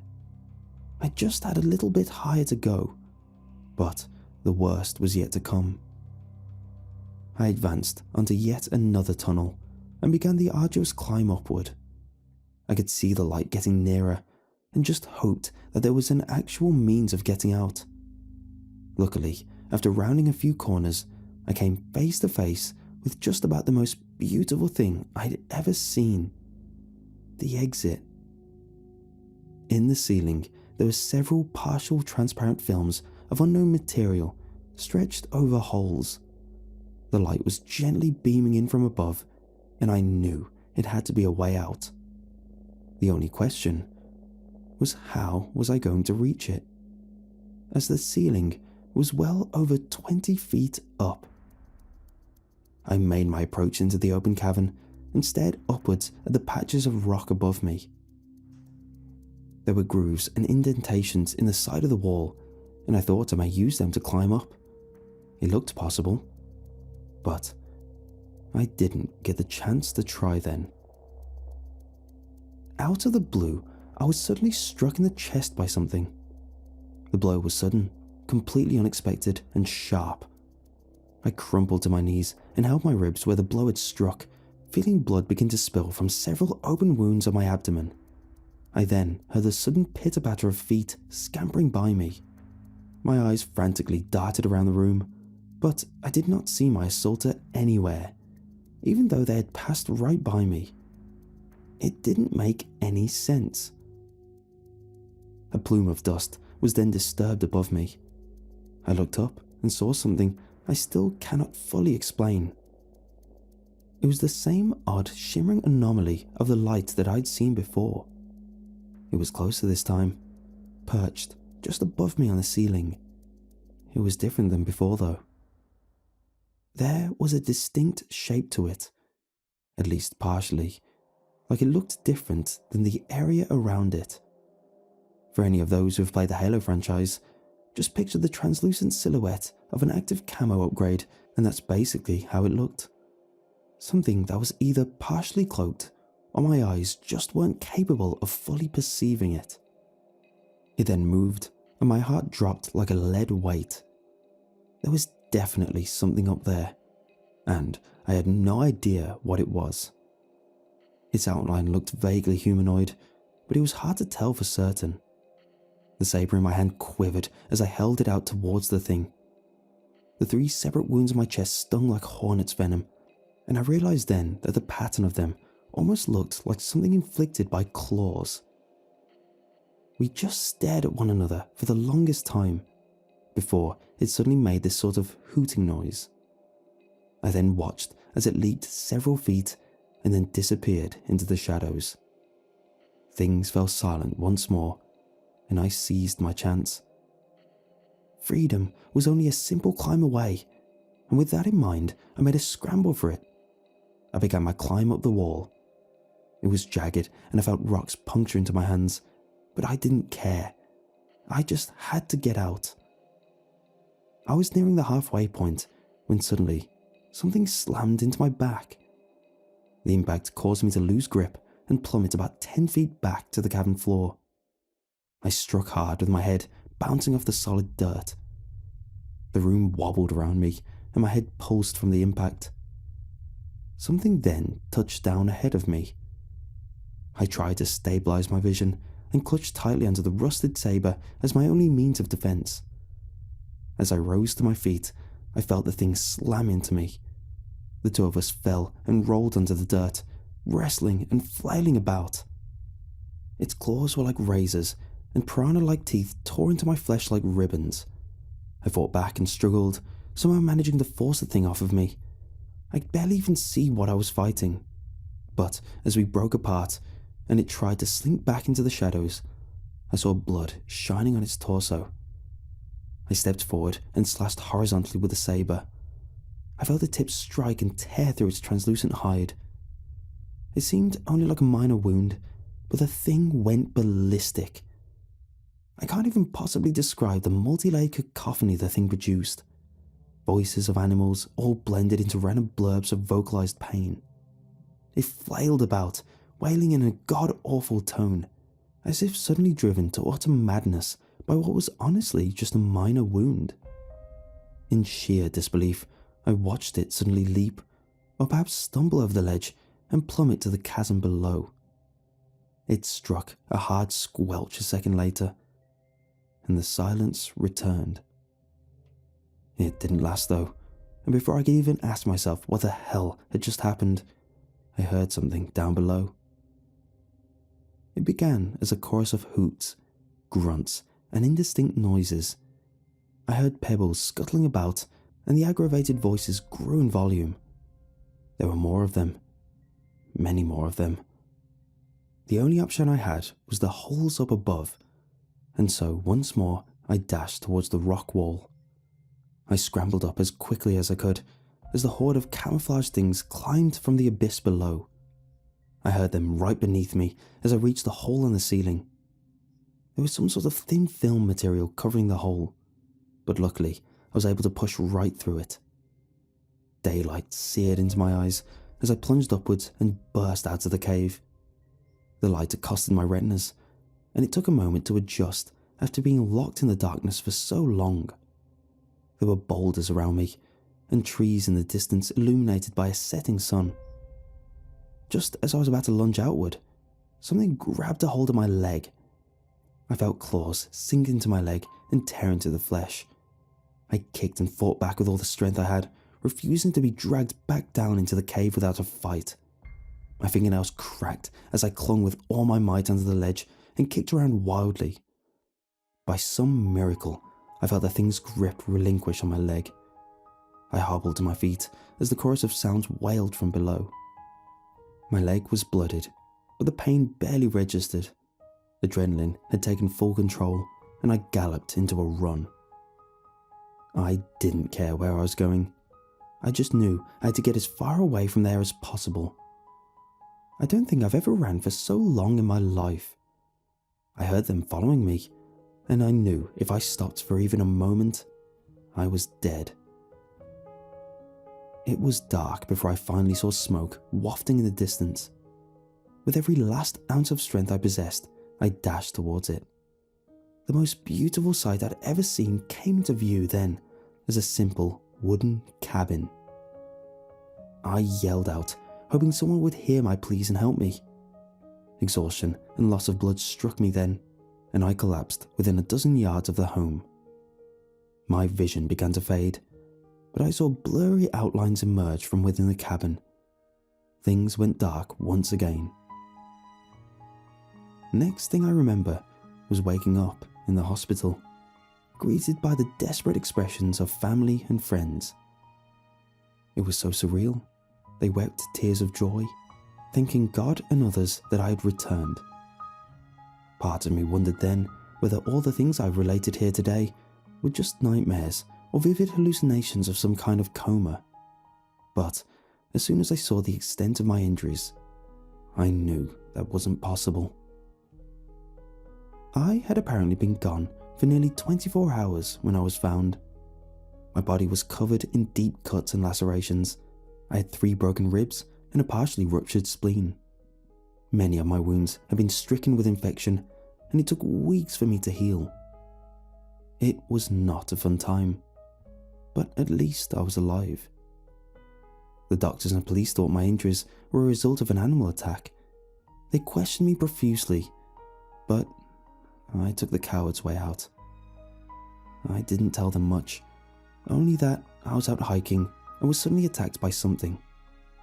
Doesn't really explain the fact that I ended up at the cabin which was nearly 50 miles away from the trail I had started on, but that detail didn't come up. It felt wrong to lie to them, but I was paranoid that no one would believe me. I didn't even know if I could believe myself.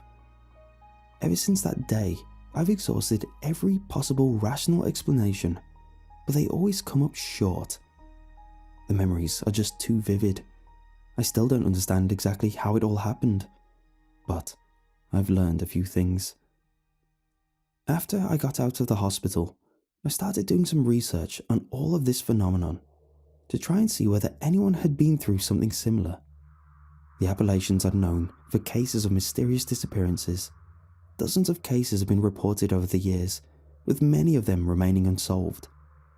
I don't know whether they are all victimized by the same thing I was, but I did notice one peculiar detail. Many of them were reported to have been wearing a red article of clothing when they were declared missing. In nature, red is the color of danger. Many animals like bulls have an innate fear or dislike of the color. It makes sense when you think about it. Blood is red, fire too. Oftentimes, venomous snakes and insects will be partially or entirely red in colour. Many poisonous mushrooms and berries also follow this pattern. I'm not positive, but I do believe red has something to do with this. As for what those things were, I really don't know. I've considered everything from aliens to ghosts and interdimensional creatures, but I don't think anyone knows for sure. There's a local legend about beings that supposedly live deep in the woods, hidden away from people. Indigenous folklore in the area mentions them extensively, but it sounds ridiculous. Fairies. Nothing like the cutesy Tinkerbell or Cosmo Wanda. According to legend, they are subterranean creatures that stalk and drag their prey back into their burrows. A lot of stories claim they live near rocks and boulders, something which reminded me of the location I arrived in after first exiting the cave. I didn't really buy into this explanation until a friend of mine who was a Native American mentioned one particular detail. Apparently, these beings are allergic to steel. That may explain what happened to the one that attacked me after I nicked it with that old saber. Maybe the steel of the blade caused it to have a reaction. As for their apparent ability to cloak themselves, well, no one who I've told this account to honestly has been able to explain that. My same friend who told me about the fairies admits that he never really believed in them. They were just stories that his grandfather used to tell him as a kid. Both of us don't really know what to think now. Some people say that all myths and superstitions are rooted in something real.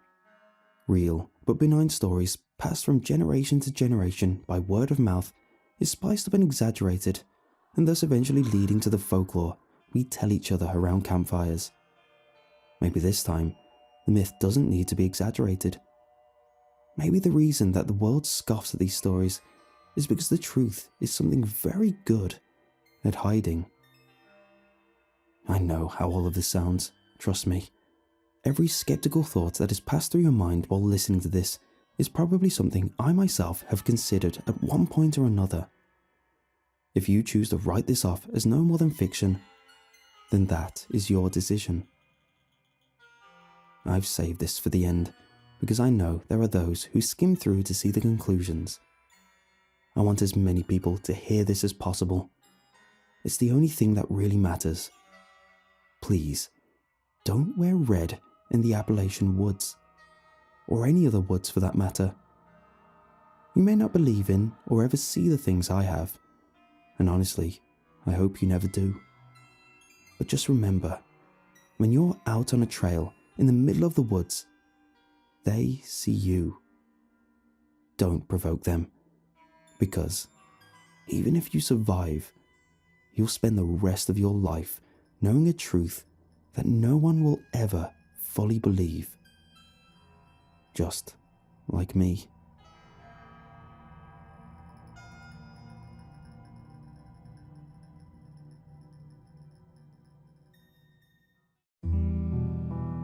Andy Warhol, or more accurately, a photographer working with him, said not too long ago that everyone will be famous for 15 minutes.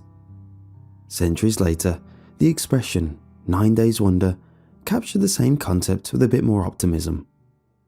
I beat them both out. I was famous for 4 years. As prominent actors on children's shows go, that's not a bad run. I remind myself of this during the restless periods I spend checking my phone for a call from my agent as empty beer bottles pile up around me. You see, I starred in a kids' television show for 3 years called Lucian and the Lily Crank. It's a show that little kids love. Each episode will consist of me wearing a goofy black hat, an orange shirt, and a ridiculous dark purple cape, going on adventures with a computer-generated creature. I was Lucian, and the creature was Lily Crank. My character existed to connect the audience to the show through a human protagonist. I was chosen for the role because of my youthful face and my uncanny ability to endure grueling 15-hour shoots. Lily Crank resembled a sheep, but had wings that allowed her to fly around like a dragon. She looked fearsome enough to be cool while retaining a sense of cuteness. If you've raised a kid in the last decade, you may have seen plush toys of her in stores. Anyway, Lily Crank would fly me around as we solved mysteries, visited magical kingdoms, and interacted with guest stars, all while teaching lessons to kids. At one point early in each episode, I would receive news that Lily Crank was needed somewhere, so I would call out for her, chanting, "The danger is real, this is not a prank, we need your help, Lily Crank." She wouldn't appear at first, so I'd turn to the camera and request the audience to sing along, and only then would she actually appear. Of course, this made for a sad spectacle in studio. I'd beg the camera to sing along and, even though nothing was happening, I'd pretend like an audience had spoken up with sufficient volume. But, as our ratings indicated, hundreds of thousands of kids were following my instruction and were swept away by the appeal of me and the friendly dragon sheep.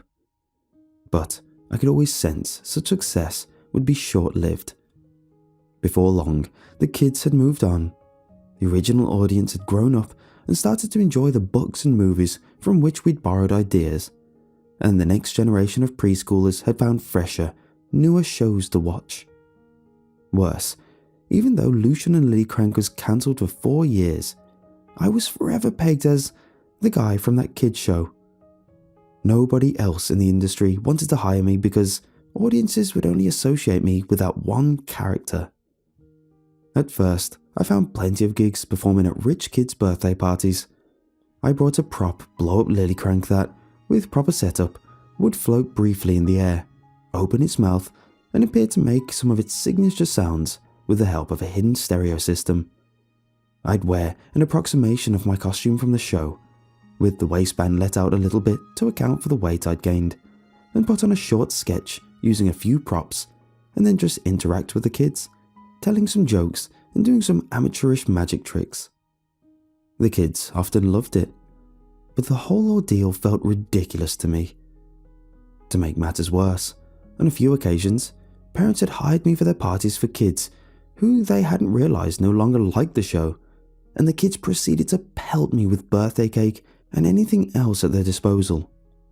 But having failed to find any acting success elsewhere, I needed the money, so I kept accepting whatever work I could find.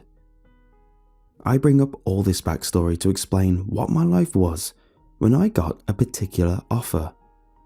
One that raised red flags that would have caused anyone else to turn it down. The email arrived on a Sunday morning and asked for my services the next evening.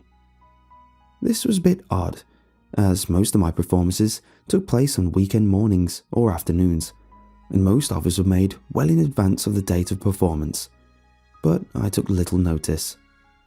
The writer, who did not include his or her name, offered me $5,000 for one of my live appearances at a house with a zip code that I vaguely recognized as being within a nice part of the suburb, about an hour south from me. The mention of $5,000 for one performance obviously caught my eye. I usually only charged a couple hundred. Excitedly, I responded right away with my usual pretensions about having a busy schedule, but luckily, being able to work this appearance in due to a recent cancellation. I asked how I would be paid, if there would be a good power source, or if I needed to bring my portable generator, and how long my act should be. I got a response less than a minute later that read simply, "Cash. We will provide what you need, as long as necessary. Arrive at 8 p.m. I asked a couple follow-up questions, but received no further response. This was usually not how the booking process usually worked, but ever since I dropped to being only one of dozens of clients to my agent, I've had to improvise. Still, it was odd being paid such a high amount in cash, and odder still to be appearing relatively late on a weeknight. Look, I get that going to a house alone at night is something no smart person should do, and the unusually large promise payment only raised additional suspicions. I thought about whether this was some elaborate plot to rob or kidnap me, but the location was in a safe part of town, and I wanted both the money and the reinforcement of the sense that I deserved it. So, I spent Monday afternoon gathering up my costume and props and drove out in the early morning. As my GPS brought me to a pristine residential neighborhood, I saw familiar sights of parents walking their dogs and kids playing basketball in the streets. My GPS guided me through several turns until I was driving up a heavily wooded hill to another branch of the suburb. Finally, I saw the street I was looking for, Peakview Drive. The road took me slightly downhill to a flat, elevated area with 7 or 8 additional houses arranged in a loop. Above the tree line, the descending sun left a red sky. The homes here were similar to the ones below, but a strange stillness gripped the cul-de-sac they surrounded. I parked my car in front of the address I'd been given, and when I got out, I took note of a general silence abated only by the whispers of the distant breeze. There were no parents, children or pets, and certainly no idyllic white picket fences. The houses had underdecorated exteriors and empty front yards. A missing cat poster added to the gloomy setting that started to put me in an ominous mood.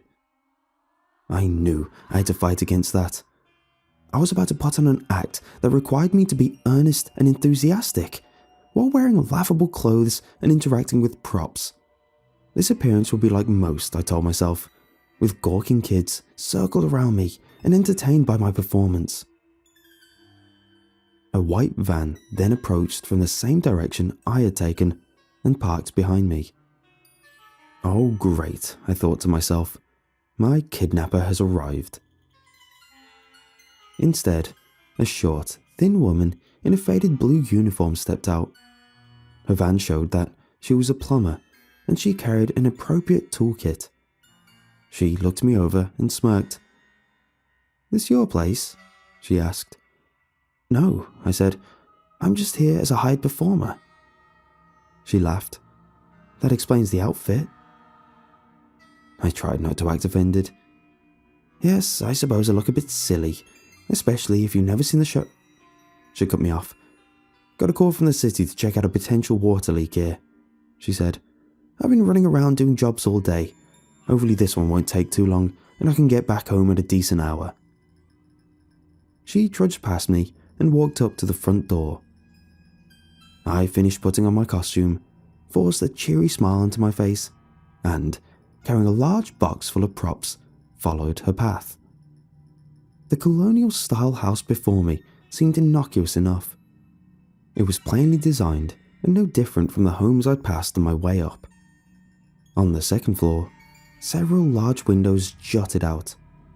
I saw odd specks of light in one, but when I squinted to look more closely, its blinds abruptly tightened. I knocked on the door. A woman opened it only a moment later. She was as tall as me and maybe in her mid-40s. Her sandy hair was slicked back and she had clear green eyes. "Lucian, at your service, ma'am," I called out, grinning. "If you can direct me to the right location, I can start setting up." "Come in," she said in a monotone voice. "Call me Stacy." As I stepped inside a hallway, I saw a staircase to a basement that the plumber had begun to descend. "Good luck, magic man," she said, winked and twirling a ring of keys Stacy must have given her as she walked out of sight. "A most unpleasant surprise," Stacy said as she motioned me toward a door at the end of the hallway. "The plumber?" I asked. "She said the city had sent her. It's probably a good thing." Stacy didn't respond or even look in my direction. We passed a compact, clean-looking kitchen as we continued down a long, wood-lined corridor. "Your email didn't give me a lot of details," I said, "and I was hoping you could answer a few questions." She interrupted as she opened the door. "Set up on the stage. We will come when you are ready." Before me was an elevated platform surrounded by fancy seats arranged into neat rows. I hadn't imagined that this house would contain a formal auditorium like this. How many kids were going to be here? It looked like there was enough seating for several dozen at least. I heard the door close behind me and noticed that Stacy was gone. This made me feel odd and uncomfortable. Stacy had been uninterested in me or my questions. Usually, there were dozens of children noisily running around any home or backyard where I was about to perform. But today, I hadn't seen anyone aside from Stacy and the plumber. The whole house had been totally silent since I arrived, and it isn't exactly common for a house to contain a room this large. I wondered too, in what sort of situation would enough kids attend to fill it up on a Monday night? But here I was, an hour from home and with my costume and gear, so I decided to go ahead with the performance. No matter how badly things went, I would drive off $5,000 richer, and that was all the motivation I needed. I set up the lily crank props, both the blow-up version that would make the sounds and the plush version I would let the kids pass around at the end, and the speaker system. The last thing I needed to do was plug the speaker system into a power outlet. As I did this, everything around me turned black. My eyes slowly adjusted to the darkness, and I started to discern light in the distance. My heart trembled at the sight before me. Dozens of pairs of striking, luminescent green eyes lit up where the seats should be located. It was like being watched by the glowing eyes of animals, eyes that never blinked. Suddenly, the green eyes faded out of my vision as a blinding bright light enveloped the stage. My own eyes had to readjust, and once they did, I could see the stage before me well, but the audience and their striking eyes were shrouded in darkness. "Start," said Stacy firmly. Her green eyes caught my attention more than they did before. I panicked. Everything around me felt so wrong. What was going on? What children have glowing eyes, and why were they all the same color? My mind ran through excuses I could say to leave. Money be damned. I could claim I felt sick, or even that I had stage fright. Whatever it took, I wanted to get out of that house. "Now," said Stacy. I could see the green eyes emerging again from the darkness. They cast a stronger color than before. They were, somehow, getting brighter, angrier. I said, "Now." The dozens of eyes now transitioned from green to a hot, fiery orange. I sensed that an undesirable outcome awaited me if I failed to perform. I delved within myself for the earnest spirit that had landed me the job on the show and, mustering my strength, put on a smile and started my routine. As soon as I started playing my character, the luminescent eyes faded from orange to green, and then they receded again into the darkness.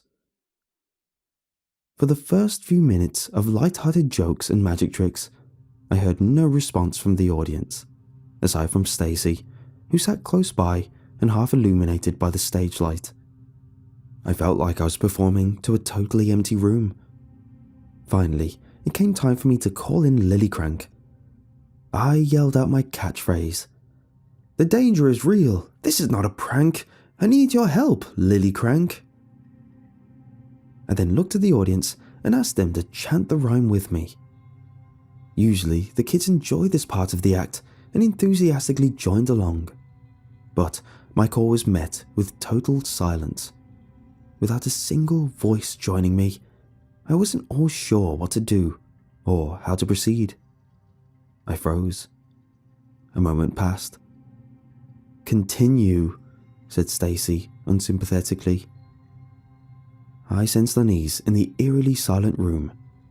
Behind Stacy, I saw the rows of eyes light up once more. "Continue," Stacy repeated. I swallowed, taking a deep breath, and whispered to her, "They have to repeat the rhyme with me." Stacy looked surprised.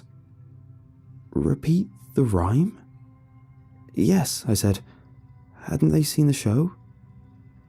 "Oh, wait one moment," she said. She left my line of sight and entered the endless dark void that surrounded me. I felt sweat drip down my face. More and more sets of green eyes appeared, all over the room. Instead of dozens, there now seemed to be hundreds, yet I could hear no noise aside from the throbbing of my heart. Stacy returned to her seat. "Do it again," she said. "Say it, then ask them to join in." My eyes grew wide in disbelief. What was happening? What was Stacy doing in the darkness? And how long did this have to go on? "The danger is real. This is not a prank. I need your help, Lily Crank," I whimpered. Then again, I instructed the audience to join me. A deafening wave of sound followed, as the thundering echoes of 100 voices hollered back, "The danger is real. This is not a prank." They spoke mechanically and in perfect unison as they finished the chant. The utter joylessness of their collective voice disturbed me. It obviously sounded nothing like discordant voices of young fans of the show that I was used to hearing. I proceeded, tugging at a string I had set up and causing the inflatable Lily Crank prop to float on stage. Normally, the kids would laugh in delight at this, but naturally, all that greeted it now was uninterrupted silence. I pressed the button on a remote hidden in my pocket that turned on the audio system. Gentle kids' music started playing, punctuated by some of Lily Crank's signature sounds. The glowing eyes again appeared, and I could tell they were growing fiery once more. Maybe it was just my imagination, or maybe I was beginning to lose balance from nervousness. But I swear that I felt the stage surface shaking, as if the room itself was angry with me. "We don't like this," yelled Stacy. "Turn the music off. Turn it off." My shaking hands took hold of the remote and returned the room to silence, bringing about another sense of relative calm. What was happening? "Is there anything else we need to do?" asked Stacy, noting my hesitation. "Should we laugh, clap, or chant again?" No, I responded. "Then continue," said Stacy. "Now." "Stacy, I have to stop," I stuttered. "I can't do this anymore." "Are you refusing to complete your performance?" Stacy asked, seemingly offended. My brain ran through every lie I could think of, trying to find one that would work. I need to get a drink of water," I said. "That's it," I thought. "I'll step outside for just a second and then I'll get the hell out of there, never to return. They haven't paid me. It's not like I'll have stolen anything. I'll just leave and then I'll figure out what to do next." Stacy looked at me suspiciously. Then she stepped into the darkness. A moment later, a glimmer of light appeared down in the center of the room between the rows of seats, making out a path between the stage and the door. "This way," said Stacy, standing at the exit. "We are waiting." It took substantial effort to restrain myself from sprinting away. Instead, I walked slowly out of the room, trying my best to appear calm. Once I closed the door behind me, leaving Stacy and whatever else in that mini auditorium out of sight, I saw no need to maintain the ruse.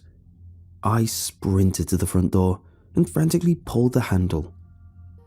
It was locked. I felt panic rush through my head. Sweat stained my orange shirt. I turned the lock again and again, clueless as to whatever else I could do. Then I remembered the plumber and the key set.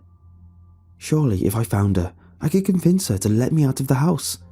I knew I had to move fast, lest the inhabitants of the auditorium come looking for me. So downstairs I went. The first room in the basement was large, clean, and mostly empty. At one end, I saw what looked like a small laundry room. Guessing that the plumber could be there, I flicked on a flickering light and looked inside, where I saw only a toolkit next to a dripping pipe by a washing machine. "Hello?" I said, trying to be loud enough that anyone in the basement could hear me, but not so loud as to alert anyone upstairs. Hearing no response, I walked to the only other door, one that I guessed would go to the area underneath the auditorium. What I found upon opening the door sent shockwaves through me. The first thing I saw was the plumber on the floor only a few feet away from me. More specifically, it was the top half of the plumber. Her figure from the waist down was nowhere to be seen. Red, web-like ooze covered her head and torso, and wherever the substance touched, her pale skin bubbled and disintegrated. I assumed she was dead, but suddenly her grimacing face looked up at me and attempted to scream, but all I could hear was a muffled, gargling sound. Suddenly, a strand of the gelatinous ooze expanded into her mouth and rapidly tightened, and whatever tiny bit of life remained in the plumber faded as her head collapsed onto the floor. I felt myself about to belch, but, transfixed in horror, looked behind her. The sentient, web-like structure filled the whole room. Tendril-like appendages stretched up to the ceiling and moved in no discernible pattern. Beneath them, scattered throughout the room, were bones. Mostly human bones, as far as I could tell. It resembled a crypt or an ancient mass grave. "Looking for me?" I heard a female voice behind me ask.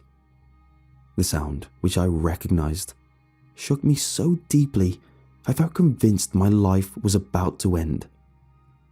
I turned around to see the same plumber, standing upright and seemingly unhurt. But something about her was different. She now had striking green eyes that cast a slight glow.